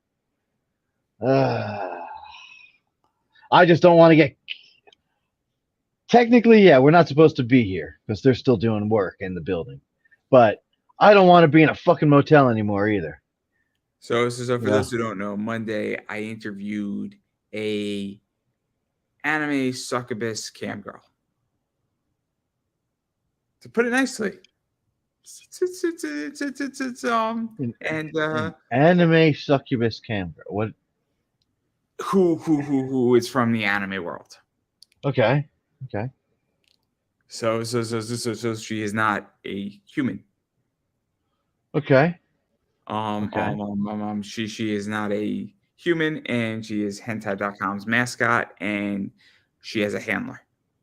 I don't know how to describe this any other way. A handler? Yes, a handler. You said? Yes. A handler. Is that anything like a fluffer? No. Pretty much her handler does her motion capture, and it runs on a video game Real Engine. Your mind's blown, isn't it? I'm thinking I'm going to have to look into this interview. So basically, this is her handler has a dev suit that is super expensive, runs on massive servers, and so her handler is not the cam girl. It's the avatar that's the cam girl. Yeah. So think Dustin Brunel's Metal Girl, but on StreamMate. But what? On StreamMate, like as a cam girl, and watch the interview. Everybody is the point. It's a crazy interview, and it's mind boggling, and it basically makes my argument of AI. It's here, guys, and yes, Google is Skynet. But you can say whatever you want. You can say whatever you want, and I can show as much of this as I want. I have carte blanche to pretty much go to the line and then some. After that interview, huh? I have complete carte blanche, and nobody can tell me I can't. I'm very proud of myself, and I was not punished. Hey, it was fun. That's fun. That is a fun one. That is an amazing one. And then I got to show this one too, because I am a big wrestling fan.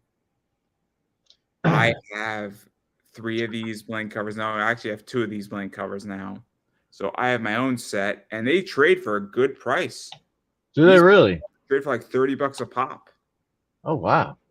They're expensive. So what was this like? Because I know you've done Christian. I think you've done Batista. Maybe not on a couple. No, I've done. Yep. I've done. I did him on a Batista on a Guardians. But those I don't do many portraits, but I enjoy doing those. I won't. I've never done them color. I can't. I just can't get that going. But pencil portraits like this, I mean, it's tedious. All those damn diamonds in that belt. Whew. No, because I like it. I might hire you for a commission of somebody like Alexa Bliss. I'm a big Alexa Bliss fan. Oh, there we go. And I have one of these at a con, and you're on the East Coast, and I would get it graded because it'd be dope.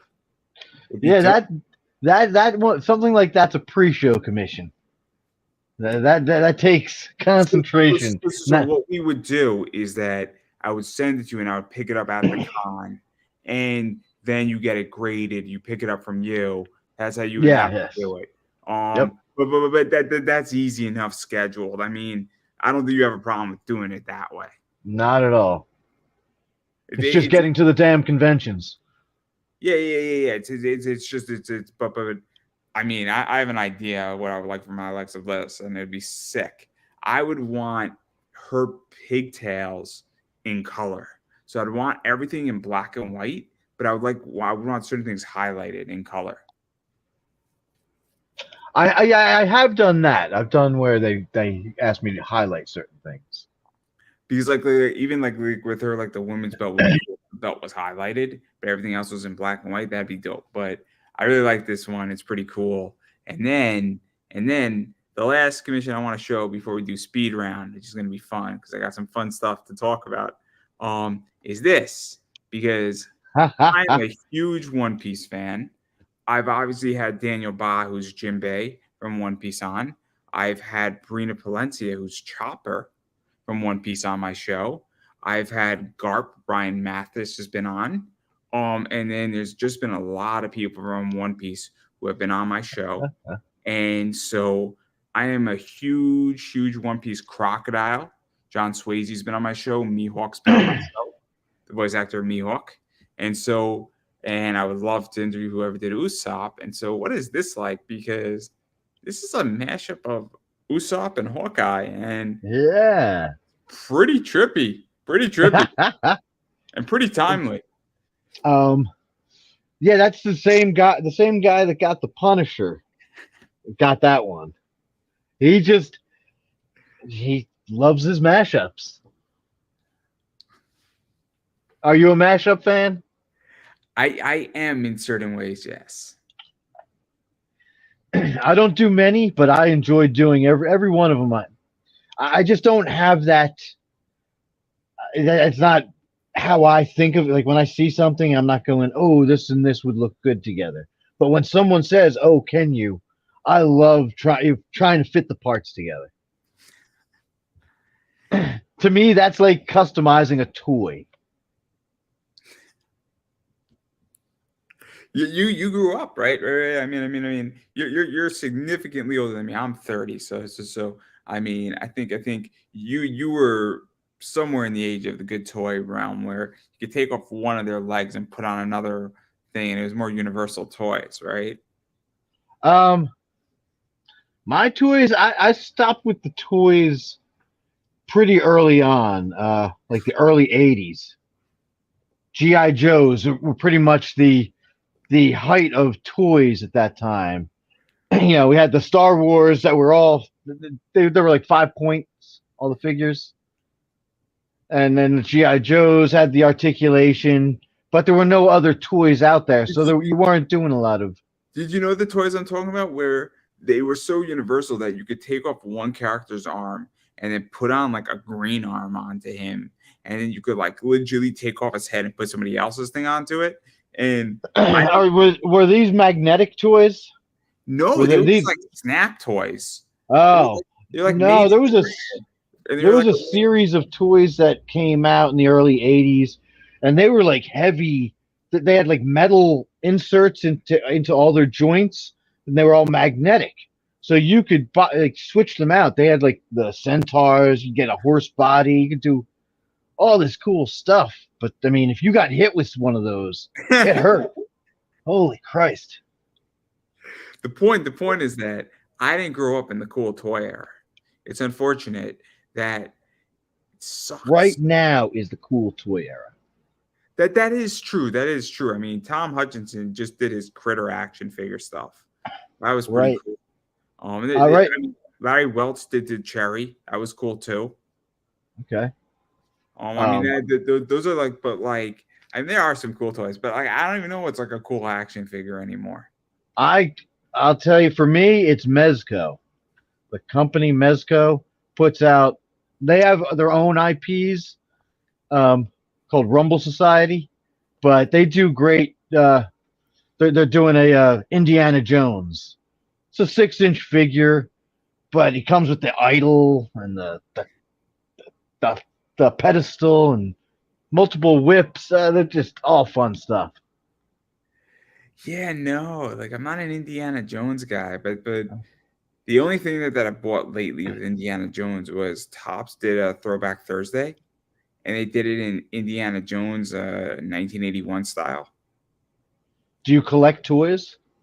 I don't collect toys. I collect baseball cards and comics, and Okay. I collect like sports cards and stuff like that, and I collect like weird trading cards. Then there's no cool action figures right now. If you don't collect them, then they're not cool. No. I But mean, visually, all right, they're interesting.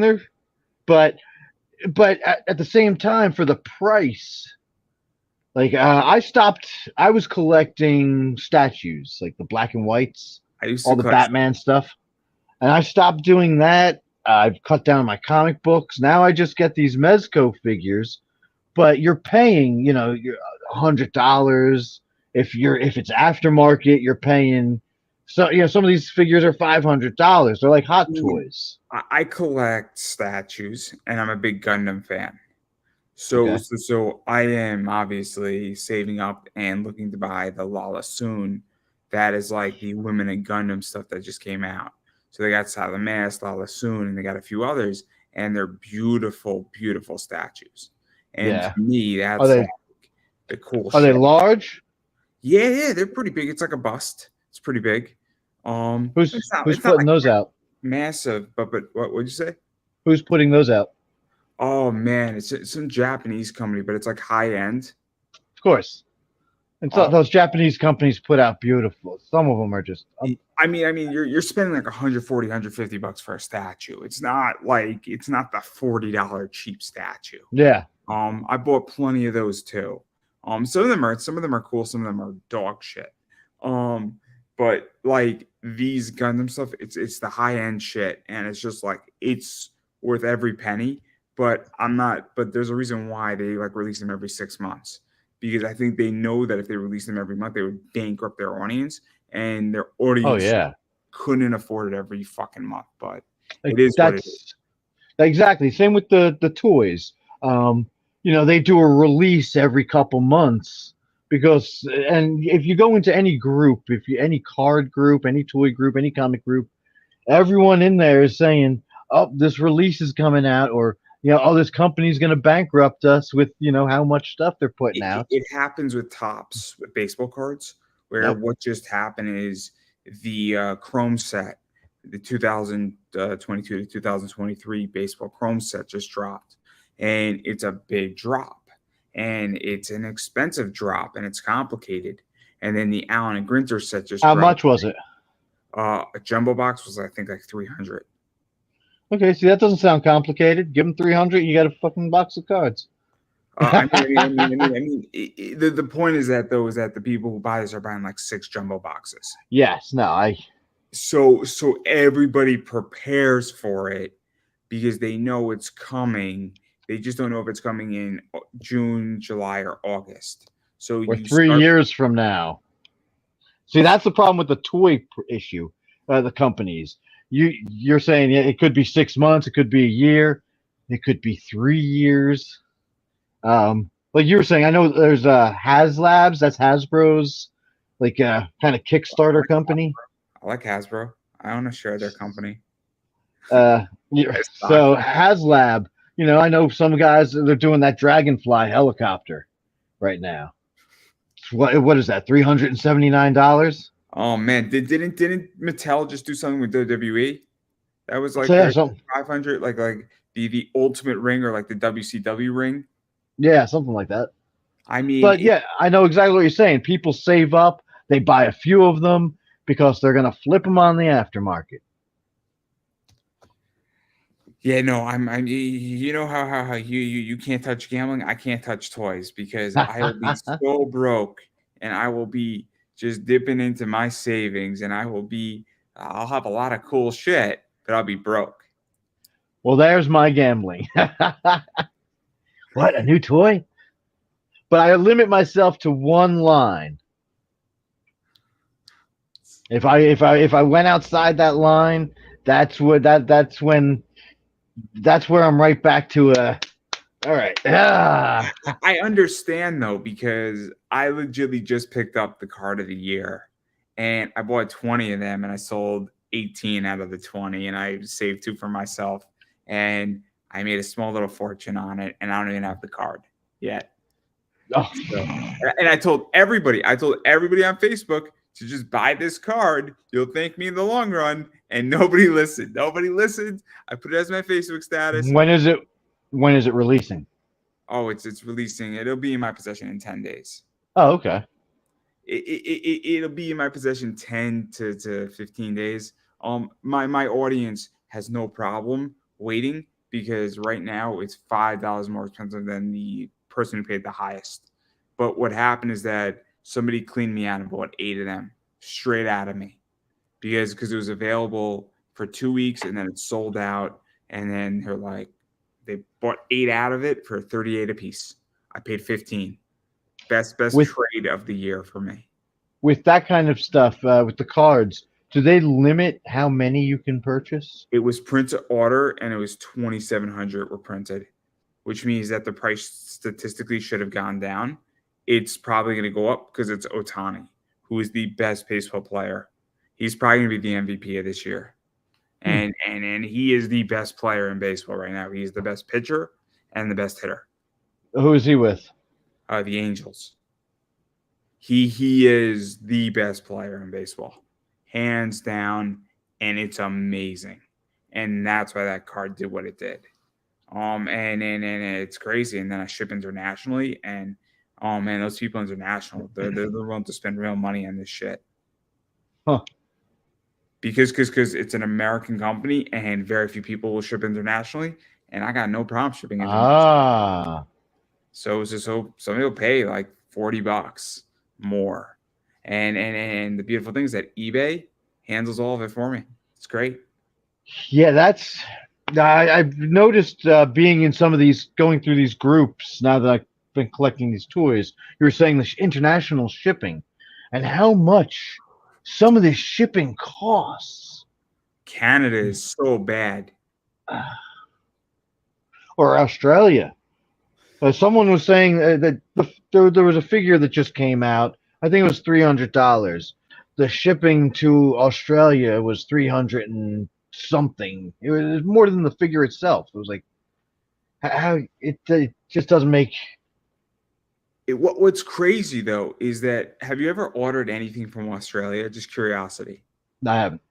I used to be a big Pop Funko fan. So during the bushfires, Australia did a special Pop Funko where all the money went to charity a few years ago. So I ordered this Pop Funko. I'm like, this thing's gonna wind up damaged, be a piece of shit, whatever. It was $18. Who cares, right? It'll be fun. I'll just open up. I'll have a good time. So it arrives in a box, little cartridge, freaking tight as fucking be, right? The Pop Funko this is the only way I think it was shipped. It was probably shipped where it was probably shipped from Australia on a boat into Cali, and it was probably individually then slapped the label on the box, ready to go. Because that's the only way I think this thing was shipped, arrived perfectly.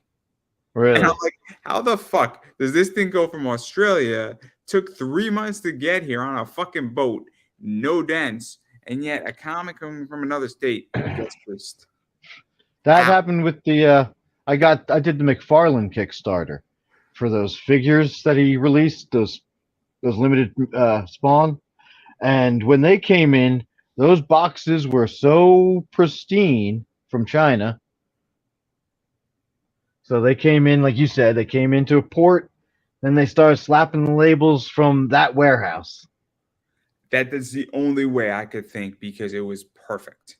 But yeah, and then I say, how the hell does a comic book from the town over get creased on its way here?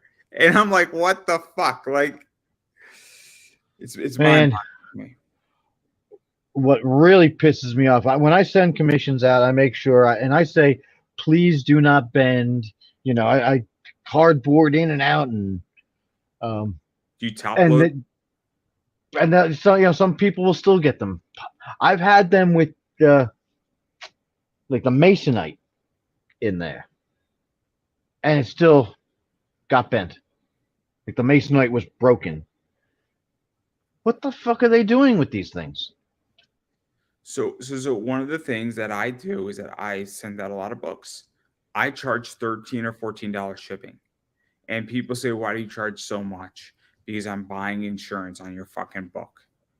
And so whenever something gets damaged, I send it to the insurance claim.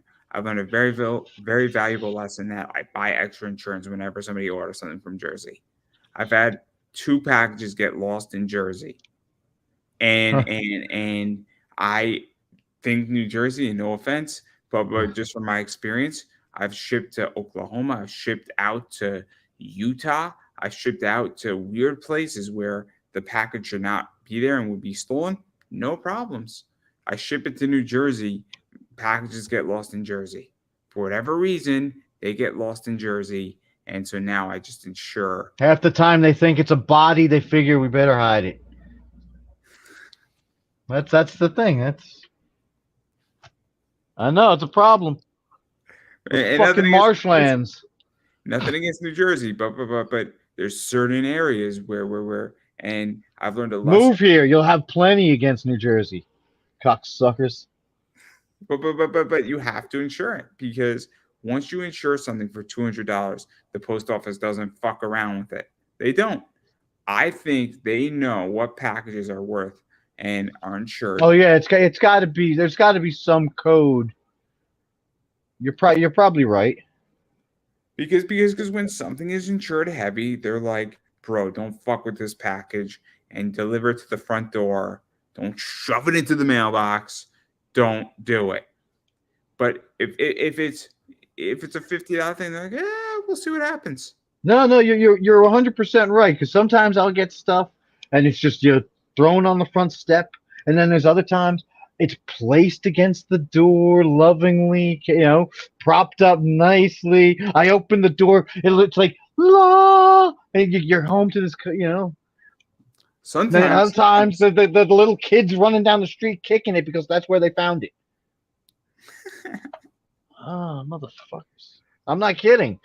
Little fuckers out here playing kickball with your package. I know there's a code. There has to be, and it's unfortunate. But again, I insure it because guess what? I don't want to be left with the bag, and I tell my buyers, I say, look, your book's going to be insured. So if there's a real problem, you let me know immediately. Well, if you want a bag, you got to pay for that in Jersey now too. They don't give bags out. The plastic bag thing's gone. Now you get they charge you for the little. I forgot who put it up. I don't know if you saw that on Facebook. Somebody said the self-checkout at Walmart, the person was double bagging. They were there checkout at Walmart, and then the person who was the monitor at the self-checkout said, why are you using 2 bags? And he said, okay, so if I put my milk in one bag and then I use one bag and then I put my OJ in the other, I'm still using the same bag versus putting the milk and the OJ in the same double bag. I was like, no, you're not double bagging. Did I just break your mind? You're just. Are you trying to like commute this? No. It's like it's going around Facebook. It's the funniest person. thing in a while. The person at Walmart had a problem with them doing that. Yeah. The customer was fine doing it. The person who was like the podium monitor at the self-checkout had a problem with them doing that. Why? What they wanted them to do is they wanted them to use one bag. One bag for one item. Yeah, no, I get that. Versus putting the same 2 bags for 2 items. for the 2 items. I'm just trying to grasp the problem there. Why would they have a problem with that? I think the problem is that they thought the person would double bag both items. And somehow the person would say, no. I'm putting the milk and the OJ next to each other. I'm just double bagging it, and it's the same amount of bags regardless. Now, what if the person did the 2 bags and put 4 items in? Can they come back and get 2 more bags later on? I don't know. When they needed them? You don't always need that mmany bags. I got so many fucking bags. They're everywhere. They're in the car. They're in the closet. They're everywhere. I just thought it was that's what I'm going to start using as packing now. The fucking bags you get at all these places. Oh, I love using weird shit as packaging now. I love using weird shit. Like, you ever get a bunch of beat up comics and then like what I want to do is I want to buy a shredder and I just want to shred up the comics and like you roll it into a tube and then like you use it and you make it like a foam protector. Oh, it's great. Like I buy a lot of like books. I bring in a lot of merch, right? I just recycle bubble wrap and Geminis. I've legitimately reduced my costs in my Geminis and bubble wrap by 25% this year. Hell yes. It's awesome. Except it's frustrating because I used to buy a big thing at Staples, and I don't think people understand how much fun it is to have a big thing of bubble wrap. It's like you can do so much shit with it. It's so much fun. Like you could throw it at things and it doesn't hurt anything. It's awesome.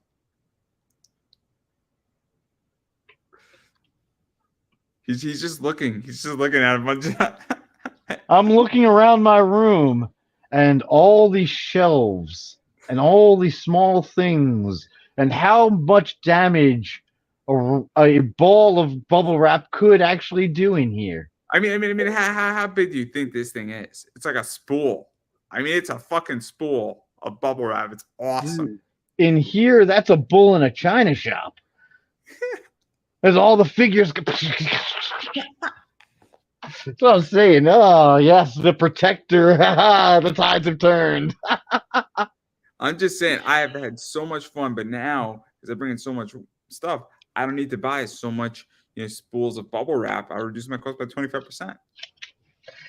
You know what? I hear there's a very kinky group. Balloons. Now that you're out of the bubble wrap, move to balloons. Bring some more of those in. But I feel like I would be offending people by getting high on helium. Oh, see, now you see. I just said balloons. You narrowed down that base. Now now people need a certain pitch. Yeah, I mean, it's more niche, but hey, there's a group for everything. Trust me. But I don't want to be floating on this group.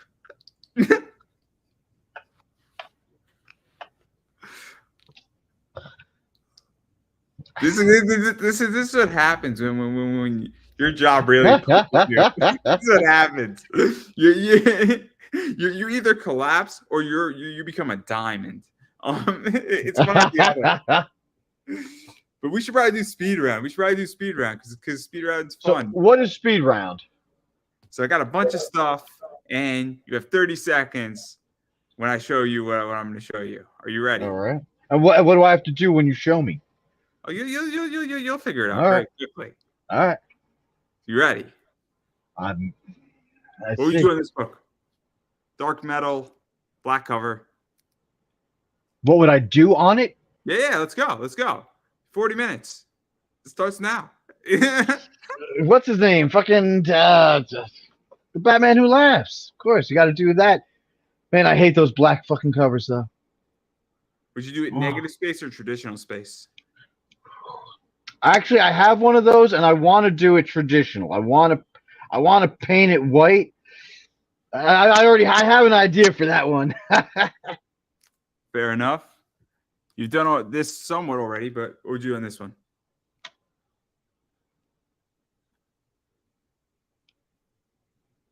I want to do a Steph Wilson Black Cat. I want to take one of his concept drawings, his loose sketches, and refine it for my style. Would you use cups? No, we're going with bowls. Bowls. It's going to be like one of those trifold covers. Tink, tink. Why do a trifold when you could do a 5 gatefold? Well, I mean, if it folds down, okay. I mean,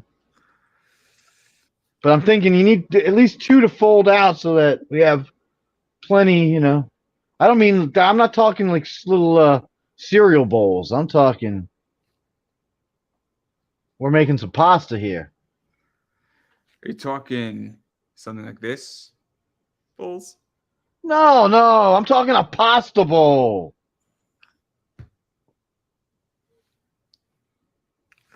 Talking Sunday dinner. Those fuckers, they need the bowl just, you need a page just per breast. That's right up Steph's alley. I want to see him rough that, and I'm going to finish it. There we go. If you're gonna go big, you might as well go Triple Z. That's what I'm talking about. You don't see it enough these days. We got to bring it back, right? You got to bring it back. No, we don't. We don't. I mean, all of a sudden, the memories of some of those '90s covers with those. I'm going. Oh yeah, we didn't need that. Oh come on! Oh come on! Maxie Mounds would be proud. All those enlargements have now become reductions. They realize the errors of their ways. Well, it hurts the back. Let's. Yeah. Exactly. So what would you do on this one? Captain Phasma. From arguably one of the greatest Star Wars movies of all time. Said no. First thought, I'd use one of those chrome pens. But you have to paint a base so that it'll do that mirror effect. Do you know what I'm talking about? Sort of. There's a pen. It's called liquid chrome, and as long as the surface, like on a regular comic cover, because it's got a nice smooth a gloss to it, it becomes a mirror. That's actually pretty fucking cool. Yeah, so that existed. That's actually on that cover would be perfect for it. Yeah, no, that would be cool. Something like Captain Phasma, like in that, with like the reflecting of the helmet, would be dope. Yeah, exactly. I mean, honestly, well, I'm just thinking, maybe even just like almost like a portrait of her helmet, because I think Captain Phasma is a she, right? If I remember. Yes. Yeah, like, the from Game of Thrones. Who was the? Oh, it's been a while since I've seen The Force Awakens, which was the best out of all of them. No, I'm saying the actress from Game of Thrones. The yeah, I know who you're talking about. I just don't know her name. Yeah, I can't place it up. I think I'm horrible with names. I think there was a lost opportunity with Captain Phasma. I really thought there was a lost opportunity. Aren't they selling that back to Lucas? Are they? If I'm not mistaken, I did hear. I heard That's crazy. George Lucas may be reacquiring Star Wars because they're looking to unload some properties because they're buying CNN. What are they buying? What's Disney buying? Whatever they're trying to buy, it's enough for them to consider. I mean, they're not buying anything from Warner Brothers Discovery massively, at least. I don't know what they're buying, but again, it was all to help with this other. They're trying to buy up some company. Yeah, I don't know how true it is, but I have seen. Since I've heard that, I heard that at Fan Expo Philly, and I've seen a few memes or something, and I didn't really put two and two together, but they were about Lucas and doing something with Star Wars. So I'm wondering if been following that at all. I've been following what's going on with Resident Evil. Something's going on with that. Wow, what do you mean? So usually, and then I'm relatively reactionary. Today I got 2 ads on Facebook related to Resident Evil. One of them was for Resident Evil Infinite Darkness that just dropped an alcohol. And I know you don't drink, but usually when a company does a collab with an alcohol, there's something in the works somewhere. Sure. And then they did the energy drink of the first aid spray with the herbs to like make like the healing stuff that you could like enhance a drink with. And the alcohol was relatively cheap. It was like $50 with shipping and all that stuff for an alcohol. That's probably okay. And then the first aid spray for like a case of like 8 or 16 of them was like $200. And I'm like, fuck, that's a lot. But the fucking can is dope. It's a first aid can. It looks like it's from the game. Okay, all right. I mean, that does sound cool, but It's like one of those things that like you have at your party and like it's a power play. You just like put it into like a bucket of ice. You're like, oh yeah, and then you come out with like a wound, like a fake wound. I would totally fuck with my friends in that way, but it comes in like an ammo case. It's dope as shit, but like it's $200, and I'm like, and what? But what is it? What's in it? oh, it's an energy drink. I don't know what the fuck the energy. Okay, just like nothing special. Just no, it's like a Resident Evil energy drink that's like limited, but who cares? You have a first aid spray Resident Evil energy drink. Like that's a fucking power play.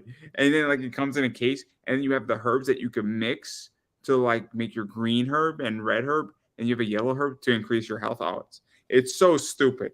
It's something that I would totally buy though if I had the money. Exactly, if I had the money. If I had the disposable money and I wasn't an adult, it's something I would totally buy.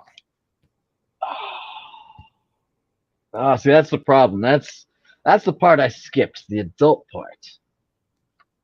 It's all right. It's all right. And I guess that's why, that's why I can't afford that house I was talking about.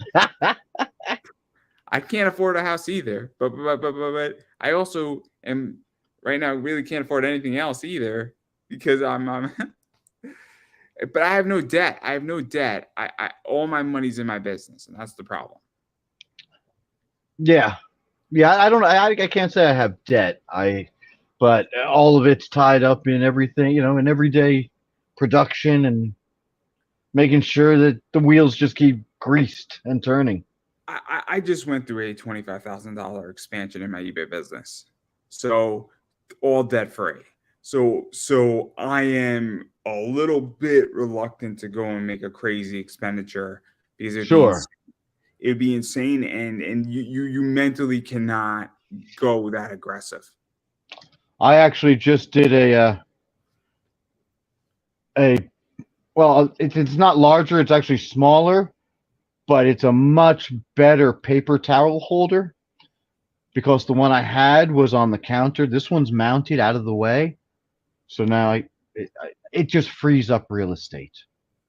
But I understand, now there's a figure that I wanted to get, but after that paper towel holder, I had to hold off. I completely agree. You understand? I understand your expansions, though. We all have to upgrade at our own pace. Oh no! I mean, 4 months. It's been a fucking insane 4 months. See, mine took me an hour. I wish mine took me an hour. Less. It showed up in a box. I took the one off the counter. I put 2 screws in. There we go. Look at that. I'm happy with my expansion, but it's time to like take 6 weeks off and be like, oh, I'm gonna just chill out and not really deal with this and stabilize. I just want to be like on cruise control, flying like 35,000 feet up in the air, just looking at the clouds and the pretty birds, and just I could breathe. And then I'll do it again. I'll do it again. Do you have your pilot's license?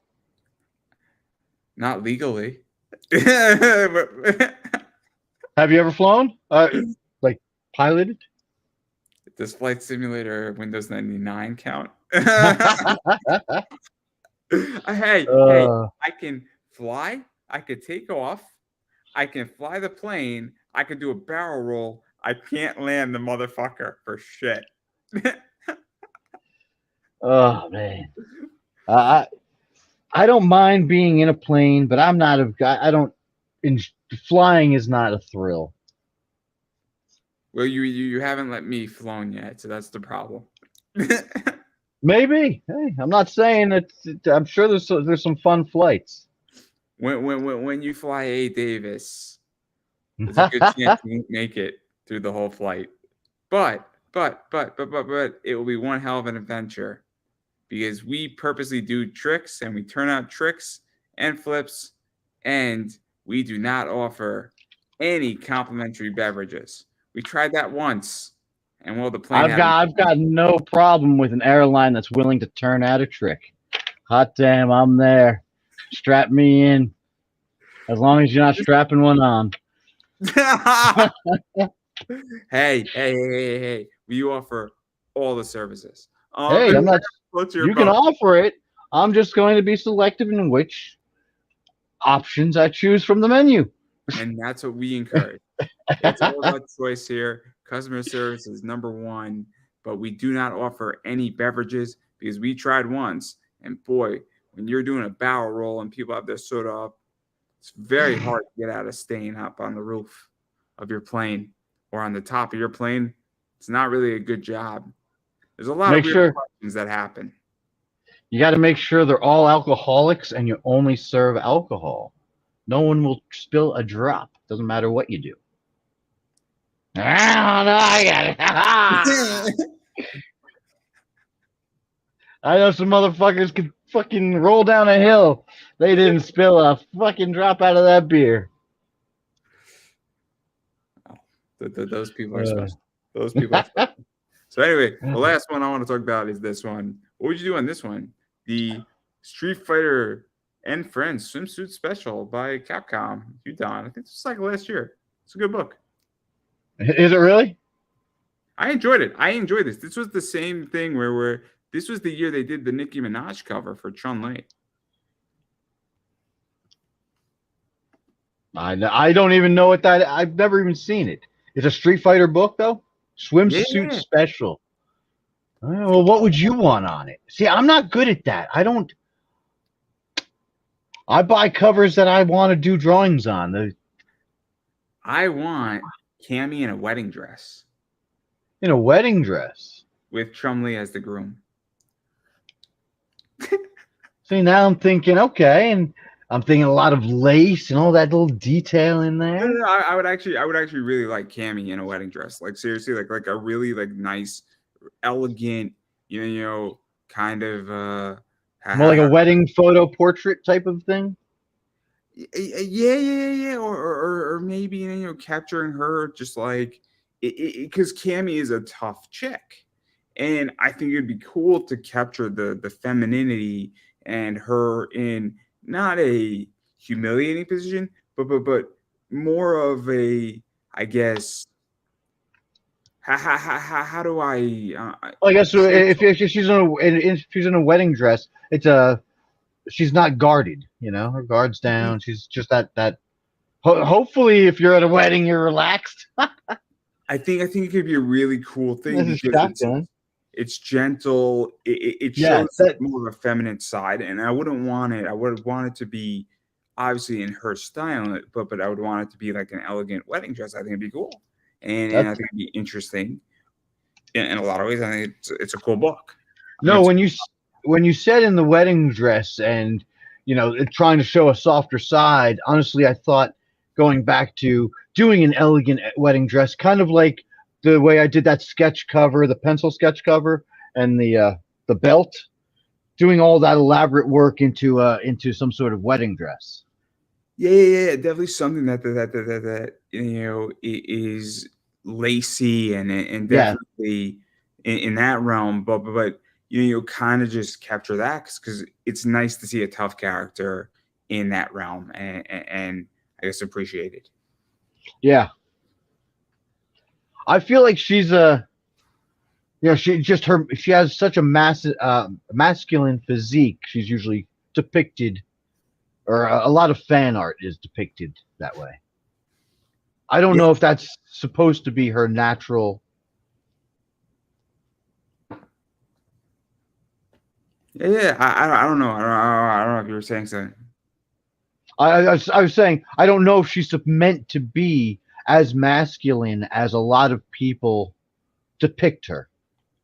I think to some degree she is, but I also think that she's just been sexualized, both in fan art and even in cosplay, and I think that it's become a very weird thing where I think it's kind of like it's almost an excuse for female cosplayers to have a very tough character but be feminine. And, Yeah. and I think she checks off a box, and it's a very controversial thing that what I just said, but I think her cosplay checks off that box very efficiently. I think it's when you said that, it made me think. I think there are some characters out there that I'm not sure I still remember what the base character was. You know what I mean? Because there's been so much fan art, so much cosplay, so many SKUs taken on it. I don't remember. It's not like a stormtrooper where you see these stormtroopers that are in every color. They have that's a Deadpool stormtrooper, and there is always that base model that you know. I feel like there's those characters, like she's one of them, where I forget what the original really was meant to be. Yeah, I think Supergirl is also in that category Yes, nowadays, where Supergirl is not the same 100%. Supergirl. That Supergirl was my Supergirl and your Supergirl are not the same. Who is your Supergirl? I mean, my Supergirl is actually sort of so Michael Turner is my Supergirl. So when Michael Turner depicts Supergirl Okay. on those covers, that is my Supergirl. Okay. And that's kind of my Supergirl. And I don't know who your Supergirl is, but No, that works for me. I was going to say the actress from the show when that first came out, but that same type was kind of, it came from the Michael Turner type of look. So I feel like we have a similar idea of who Supergirl is, but I agree with you. There are so many versions of her that I don't even remember what the original, like what she was meant to be. it's complicated and it's weird. And again, though, I mean, there's Supergirl Teen Titans. There's Supergirl in her own book. There's Mark Waid's Supergirl. I mean, there gets a point where Mark Waid's Supergirl, and there's been runs on that, and that was a good run in my opinion. There's a few really good issues in that, but then you go into this whole thing where then cool, what about Art Jam's Supergirl and New 52 or what they just shot out, and then like great cover, but not Sure. necessarily a great book. But And Art that goes back. Jam is a beast. I mean that cover looks, I don't know if you know the cover, it's like a foil cover. That cover looks like you Yes. could like stroke her costume, and it looks like it's like you could feel it. I don't know if that makes any sense. Like it's that beautiful that it looks like it's her cloth. Gotcha. No, I'm not picturing. I feel like I can see it, but not in that kind of detail. It's that good. It's like the cover of the most modern, beautiful, and it's so just epic foil. It's like $5 for like a foil book. Best fucking deal in comics in a while was that. It's a great book. And then the non-foil of that was good too. But the foil, $5 for a fucking foil. I mean, come on, that's like a fucking steal. Oh yeah, $5 Yeah. for any comic book feels like is a steal nowadays. So let me ask you that before I let you go and give you a chance to promote. Like, where do you feel the industry's going? Because it is complicated, and I'll just state my two opinions on this. Is that I feel that comics are really expensive and it's a rich man's game at the moment, to say the least. Both on indie and even in mainstream. And I think manga is legitly kicking comics' ass. And I was in Barnes and Noble on Monday earlier this week, and the manga section, and I've been going to Barnes and Noble for 20 years, almost every weekend, has slowly eaten up the graphic novel section. Slowly, legitly, shelf by shelf by shelf. And I've seen it in real time. I don't know enough about manga, but from what I see, or from what it what I'm seeing as it's eaten up, but it's not collected like like those like a floppy. You know what I mean? They don't have. At least I don't know this to be true. The people aren't collecting it for this cover for that. They follow the stories with I think my take is that I don't think they find it as a collectible. I think Yeah, people want to build a manga library, but yeah. It's more like someone's um shit. classic book What's collection. Yeah, okay? You say classic book. I was gonna say they're I don't want to say smutty book. Like the paperback, like the women. Daniel Romance Steele. novels, Yeah, the book thank you, club. thank you, thank you. The romance novels where people will have a collection like that. Yes, so it's like that, but it's not. It's not bought. It's purchased for them. There is no trading. There is no buying and selling of it aftermarket. Yeah, I agree. I mean, look, I have a manga collection. I got a big one. I'm actually staring at a lot of it. It's in a lot of boxes, and I have a lot of manga books, and I love them. And some of them are worth real money, apparently. Um, Really? Speaking about One Piece, I have a bunch of the foil One Piece early prints, and in those trade for like 40, $50 a pop, which is crazy. An $8 book going for $50 shouldn't it? No, it's great. I love it. It's awesome. Um, Now, who put the book out? Viz put the book out, but they discontinued the foil after a Who? while. So Viz Media. Okay, The foil was an early gimmick, essentially. And gotcha. so it's the idea that when they reprinted One Piece, the foil disappeared because it was just one of those things where that's what it was. Yeah, Um, well, we love our foil, so it's not disappearing. Oh, what? It's not on that book? Well, you can get it over here and slap, slap, slap, and slap, and slap, slap, slap, and they're slapping it all over the place. God damn it! it's like what the Image Chrome stuff. Exactly, If you ever want to make an exactly. old timer feel really good in comics, you bring them like one of their old Chromebooks that you find in a dollar bin at a comic signing. And be like, oh my gosh, it's great. That's what Hey, don't happened. say that. Oh man. No. It's awesome. It's awesome. You could see the lights their eyes. Um. So I that's what happened with Dave Finch, right?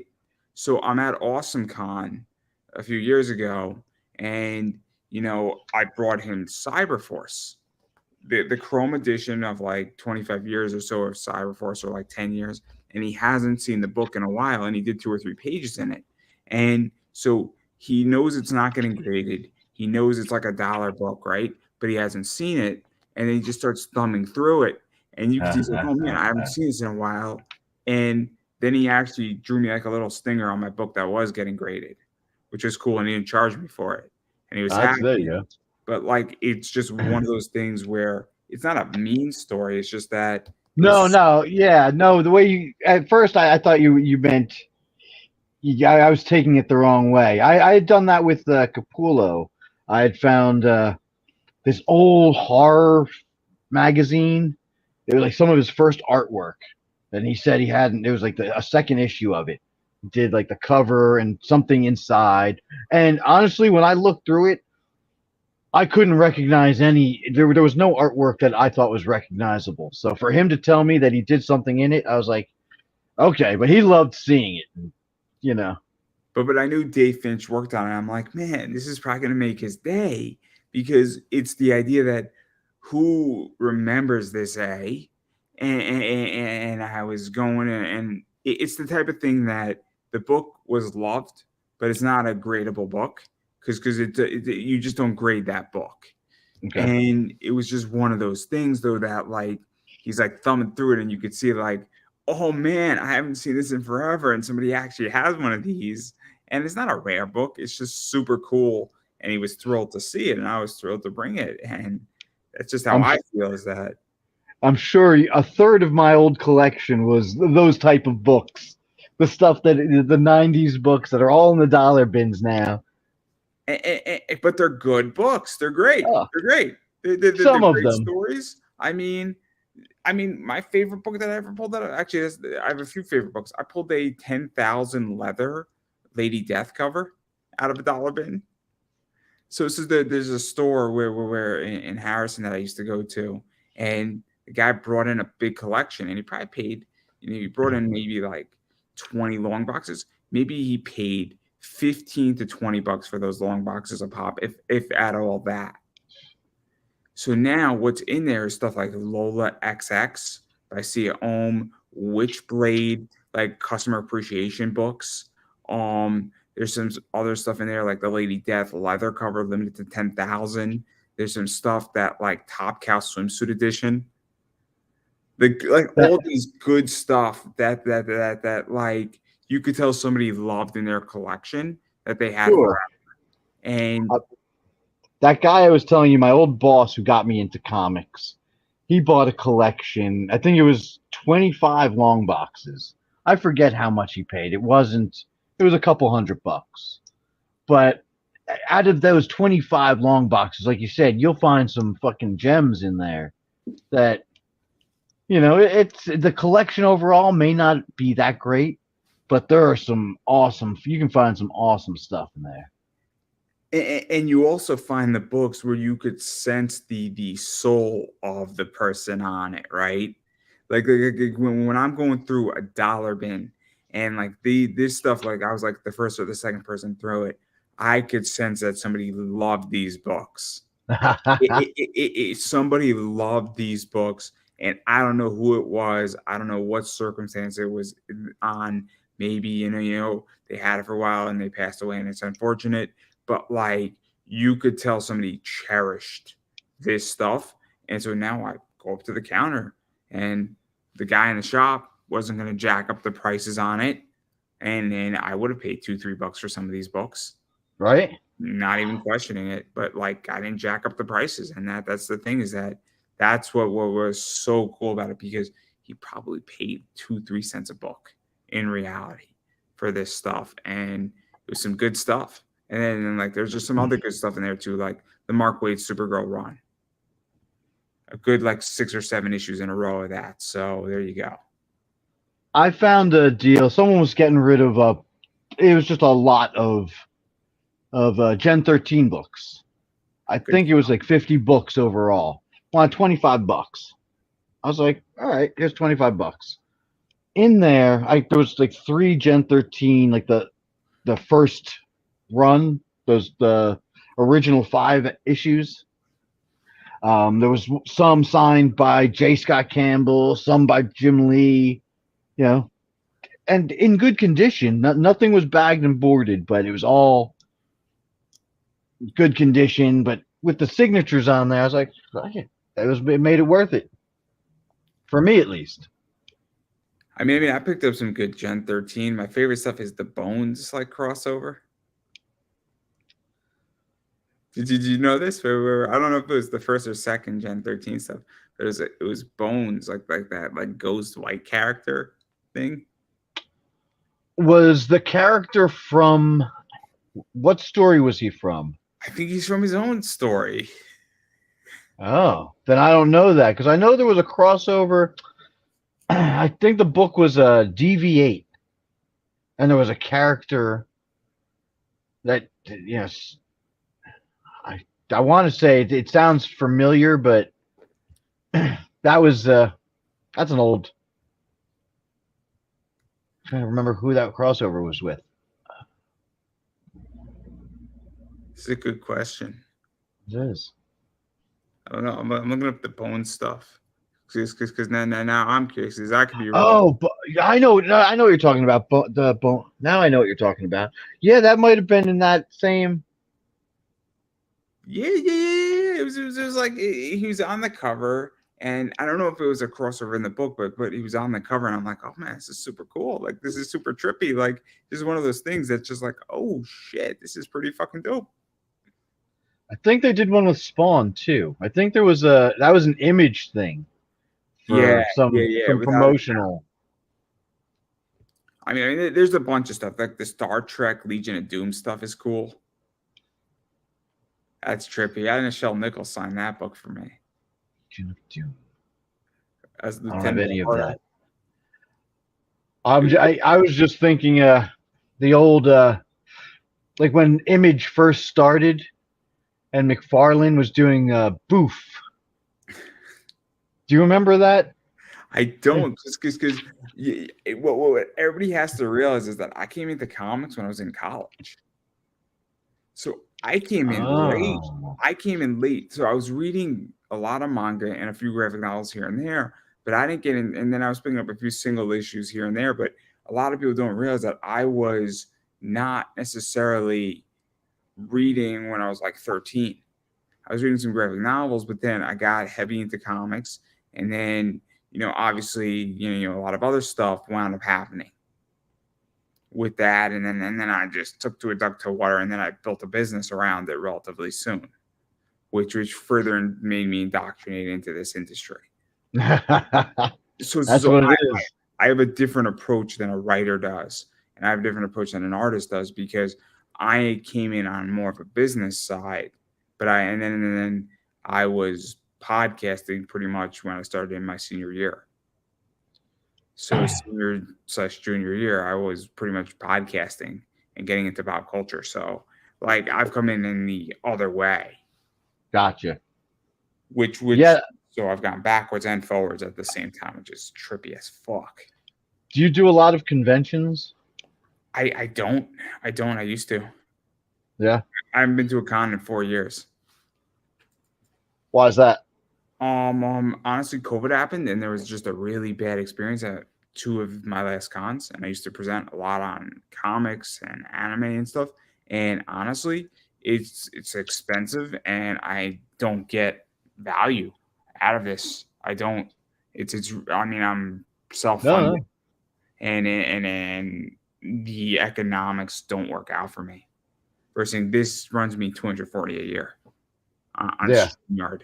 First thing, me going to a con, getting there. I mean, even if I have a free ticket I'm presenting, parking, gas, all that shit, it's so fucking expensive.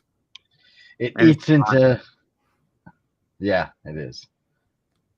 First thing, when I do this, and I can get everything I want out of the internet and my eBay business. Maybe not everything, but if I can get 85%, and I could pull 32% profit margins in my eBay business, why the fuck would I want to go to a con? Absolutely. I don't think I can beat. I don't think I can beat it. I have yet. Somebody has to make me an argument that the expenditure, my time, and actual annualization rates and rates of hourly rates would outperform what I'm doing on my eBay business from my bed. Literally from my bed. Get you out of the house. Go to Starbucks. Like I get out of the house plenty. That's not my problem. But like I'll go for a walk. I'll go to the pub. I'll go to Starbucks, Noble. But I also a walk. You're gonna get nature on you. Fair enough. I mean, you get my argument though, right? Yeah, no, I do. And this is what I try to explain to artists, especially new ones, is that what is your business model? Because I think this is also a problem, is that if you could make $40,000 in profit, in pure profit, and never have to go to an anime con or a Comic Con, why are you going? What? Because I don't think people break down their economics. Now, if it's economically viable to you, that's different. But if you're breaking even, I mean, it seems like a shitty business model. It's definitely for the artists. It's definitely a shitty business model. But it's for the people that know how to network. That's where a lot of it gets done. So they're in that networking. If you can add in the value, like when you go home, do you have work because of that? That again, that's where a lot of people. That's where I see a lot of the value. Breaking even. Not that I just break even, but even making a small profit, you have a lot more overhead than the amount of profit most of the artists are making. So you have to be looking. I'm looking at the long game. I'm not doing the convention because I'm not doing conventions just so I can do another convention. Sure, That's sure. I mean, I get that. I mean, I guess the way I view what I'm doing is that I've done almost 500 interviews. I've been doing this for 10 years, and all I do is I just shoot people emails, and I'm polite, and then I circle back, and then I'm gonna keep shooting the same people I want on an email. Because I fucking can't take this kid anymore. I can't fucking take him. I have to say yes, and then I leverage that, and then I just happen to sometimes catch people at the right time, and I've happened to interview a bunch of people who are prominent, and it carries a lot of weight. Carries a lot of weight when you have people like Criss Daniels, independent wrestler, king of the indies. Criss Daniels, head of AEW talent, has been on my show. Kazarian's been on my show. Masha Slamovich has been on my show in the wrestling world. When I show up and I want a wrestler, it carries a lot of weight. Despite necessarily my audience not being the biggest, people are like, why did this person come on his show? And then people realize that, oh shit, like I've interviewed a lot of fucking people because I know how to fucking play the game. Yeah. You have a track record. And so there you go. And then same thing with my eBay store. And then for me, what I'm finding just is I'm trying to just buy my merch cheaper. And all I have to do is shoot an email and say, I'll buy 30 of these cards. Can you do it for $12 a piece? And more times than not, when I want a lower rate, I'll buy more and I'll get my lower rate because that's just the nature of business.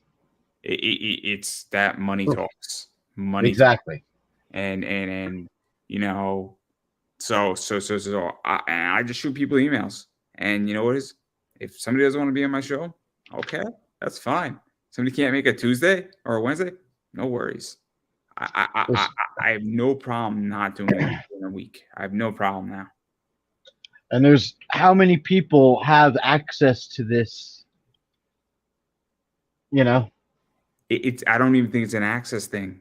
I mean, StreamYard is $240 a year. $240 is nothing. It's nothing in this. No, but I'm saying with that accessibility, you don't.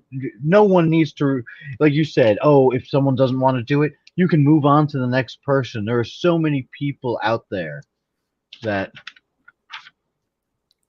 And I go for it. I mean, I go for it, and I hit up people, and I say, "What's the worst that's going to happen to me?" Is a no. I've had one person in over 1,200 people I've asked. I've had one nasty person. I don't know what that is on a percentage, but that is less than 1% by far.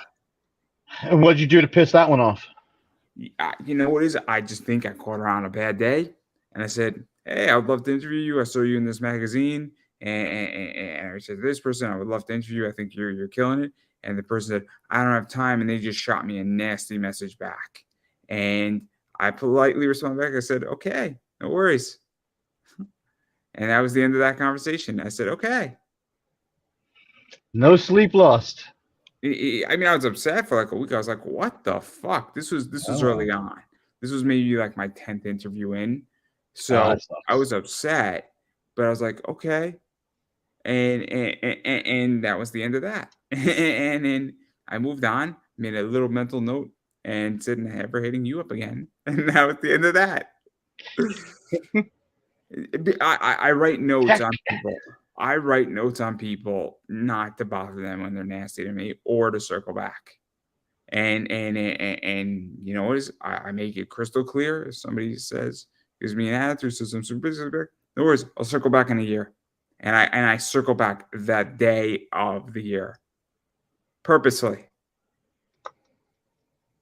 I mean, why? Because I'm a man of my word. If I say I'm going to circle back to you in 3 months, and then I circle back to you in 3 months, you know what fucking happens? People are like, "Oh shit, you circled back in 3 months." Yeah, you actually said what you were going to do, and that does hold weight.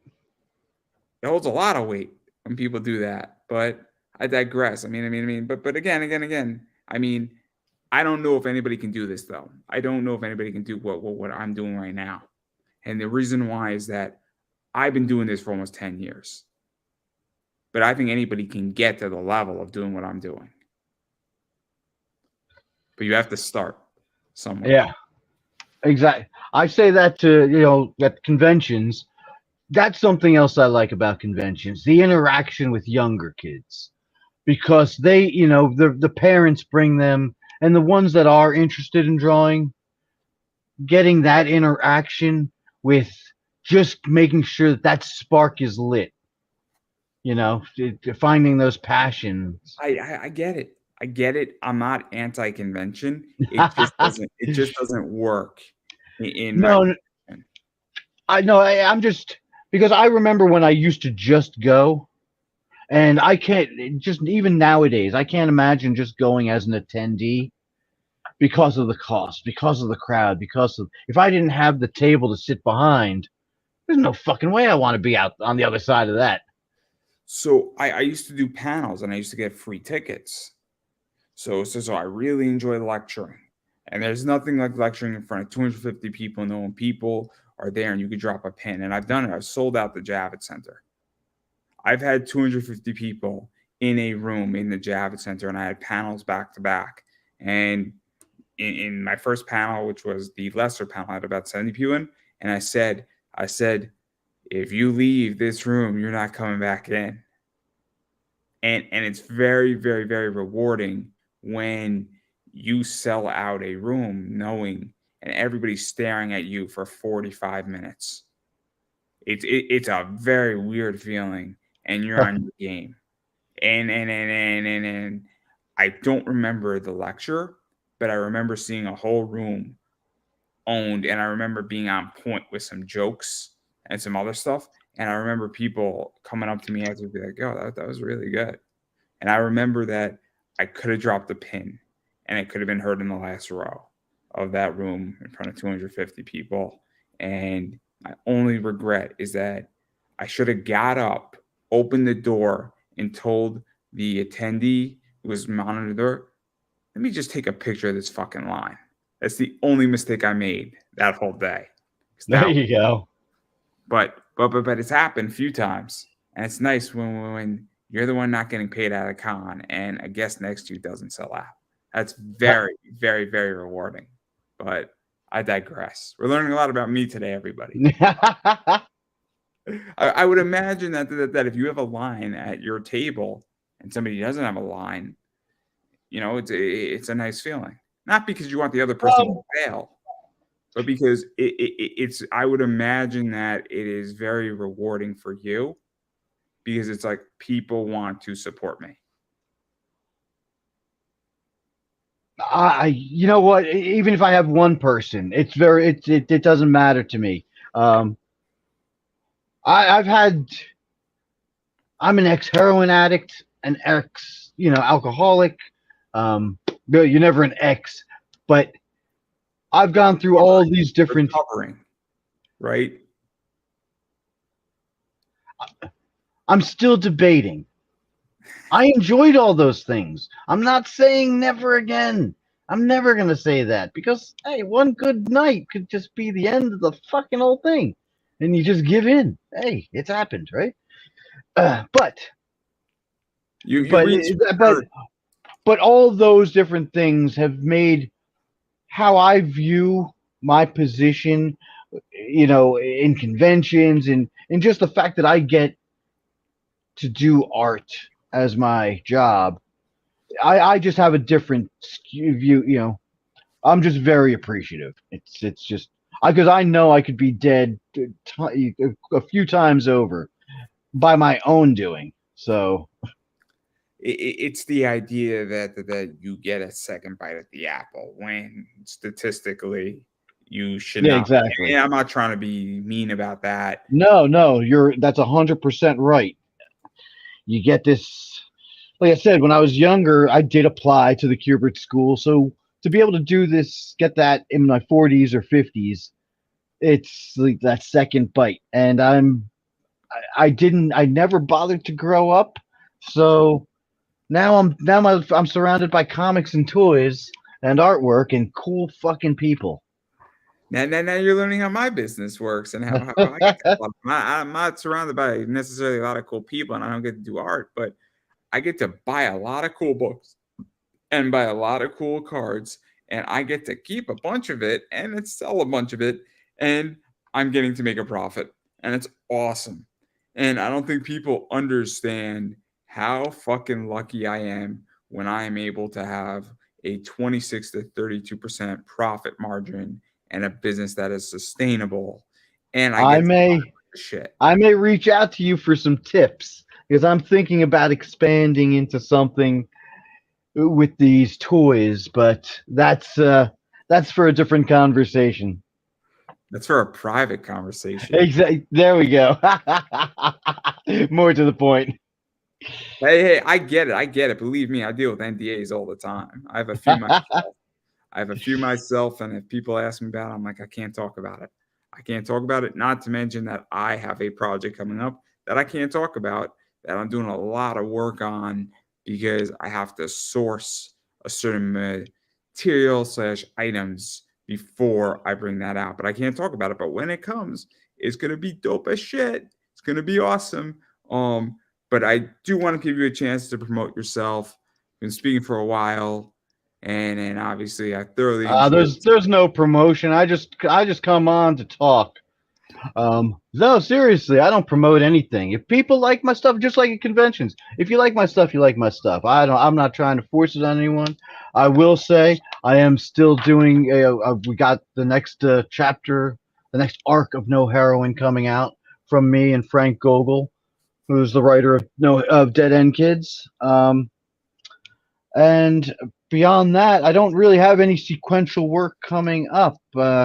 Couple a couple things in discussion, but nothing really. Nothing I can say with any certainty. Well, I mean, you got a bunch of covers probably coming up.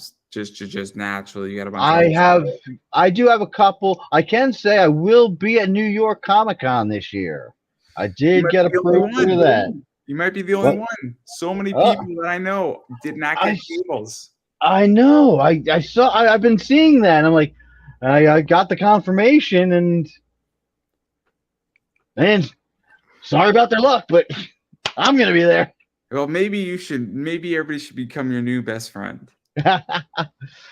Oh I, I yeah. I Then you get the wonder. phone calls. Hey, you want to split a table? I No, man. wonder I if I got a should lot of submit a shit. panel to New York Comic Con. I wonder because I've been trying for years, and given the track record, it'll be like the year to do it. Like, There you go. so I'll get a free ticket, and then I'll crash your table. It'd be funny. There we go. All right. Apply now. Fill out that paperwork. What's the panel about? What are we doing? Oh, I am an expert in gay comic creators, oddly enough.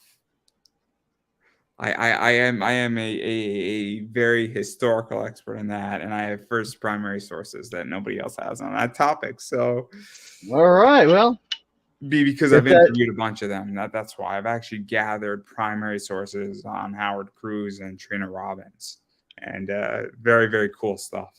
That got to get that application in. I, It can be I cool, but if you ain't there to do it, no one else. You can't share the cool. I know I've been trying for years. It's a shame, but I I digress. know it's rough to get in there, especially on that waiting list. I don't know. I don't know how they judge panels. So yeah. Honestly, I haven't been impressed with New York Comic Con for a few years, and I'm just like, I don't have to be there. I don't have to be there. I don't really want to be there. Honestly, I don't like going. I don't like going to cons. I have a life, and I would rather do an anime con than a comic con. I enjoy talking about certain topics, but beyond that, I mean, the topics that I enjoy talking about is comic book investing, and they don't want that shit at their con. Most cons don't want the shit that I want to talk about because I'm an advocate for the base consumer. I really am. And but it's beneficial to everybody because an educated consumer is good for business. It always will be. It always will be. Somebody who is educated on CGC and comic book investing is good for the industry. It's Oh good for yeah. business. But cons don't want it. And I'm like, cool. You guys can pay for it later on. You guys can pay for it later on because I don't really want to speak about that topic for free. I don't. When I can build somebody $100,000 eBay business, I don't really in legitimately a month. I don't really feel like speaking about it free anymore. Yeah. No, of course. But I'll speak about the Godfather of anime all day. I'll speak about gay comic creators all day for free, all day, because it's fun to talk about that stuff as a straight white male. It's a blast to talk about that stuff because I should not have any right to speak about that. And the fact that I've put in the work and done the research is such a fucking privilege. It's such a privilege to be able to do that. And I have the primary sources. So fuck it. Well, shoot me a message if you get that panel approved. Oh, it'll be blast. It'll be so much fun to do that. I will actually submit it. Maybe I'll submit it tomorrow if it's still open because I think it'd be so interesting. And who knows? Maybe I'll get it, and then I'll have to convince my boss to let me take off from work. But anyway, enough about that. I'm gonna promote myself really quickly. Obviously, I am Pop Anime Comics on Twitter, Instagram, Facebook, YouTube, Pop Anime Comics. Feel free to subscribe. I have a very cool interview with Sasha Nakamoto that just dropped on Monday. That interview will blow your mind. She is the future of pretty much hentai.com. So that should give everybody an idea of what we're talking about there. A lot of freaking cool stuff with her. Very cool relationship that was built that day. As well as I have an eBay store. Links down below. Check out my friend Preston's book. It's cool. Sign up for his email list. He's helping to support this show and making it happen. So go out and check that out. All that fun stuff. And yeah, pretty much anything associated with me is in the description down below. Anything associated with Criss is also there. I put your website there for people who want to check it out. So, and then I think from your website, they can get social media and a bunch of other stuff. Absolutely. Yeah. Honestly, the easiest place to get to me is Instagram or Facebook. So I'm very accessible. There you have it. Pretty accessible and all that stuff. And that's everything that I got. And I'm going to give you the final word. I appreciate you having me on. Thank you very much. Well, I couldn't have said that any better myself, everybody. And that is a wrap.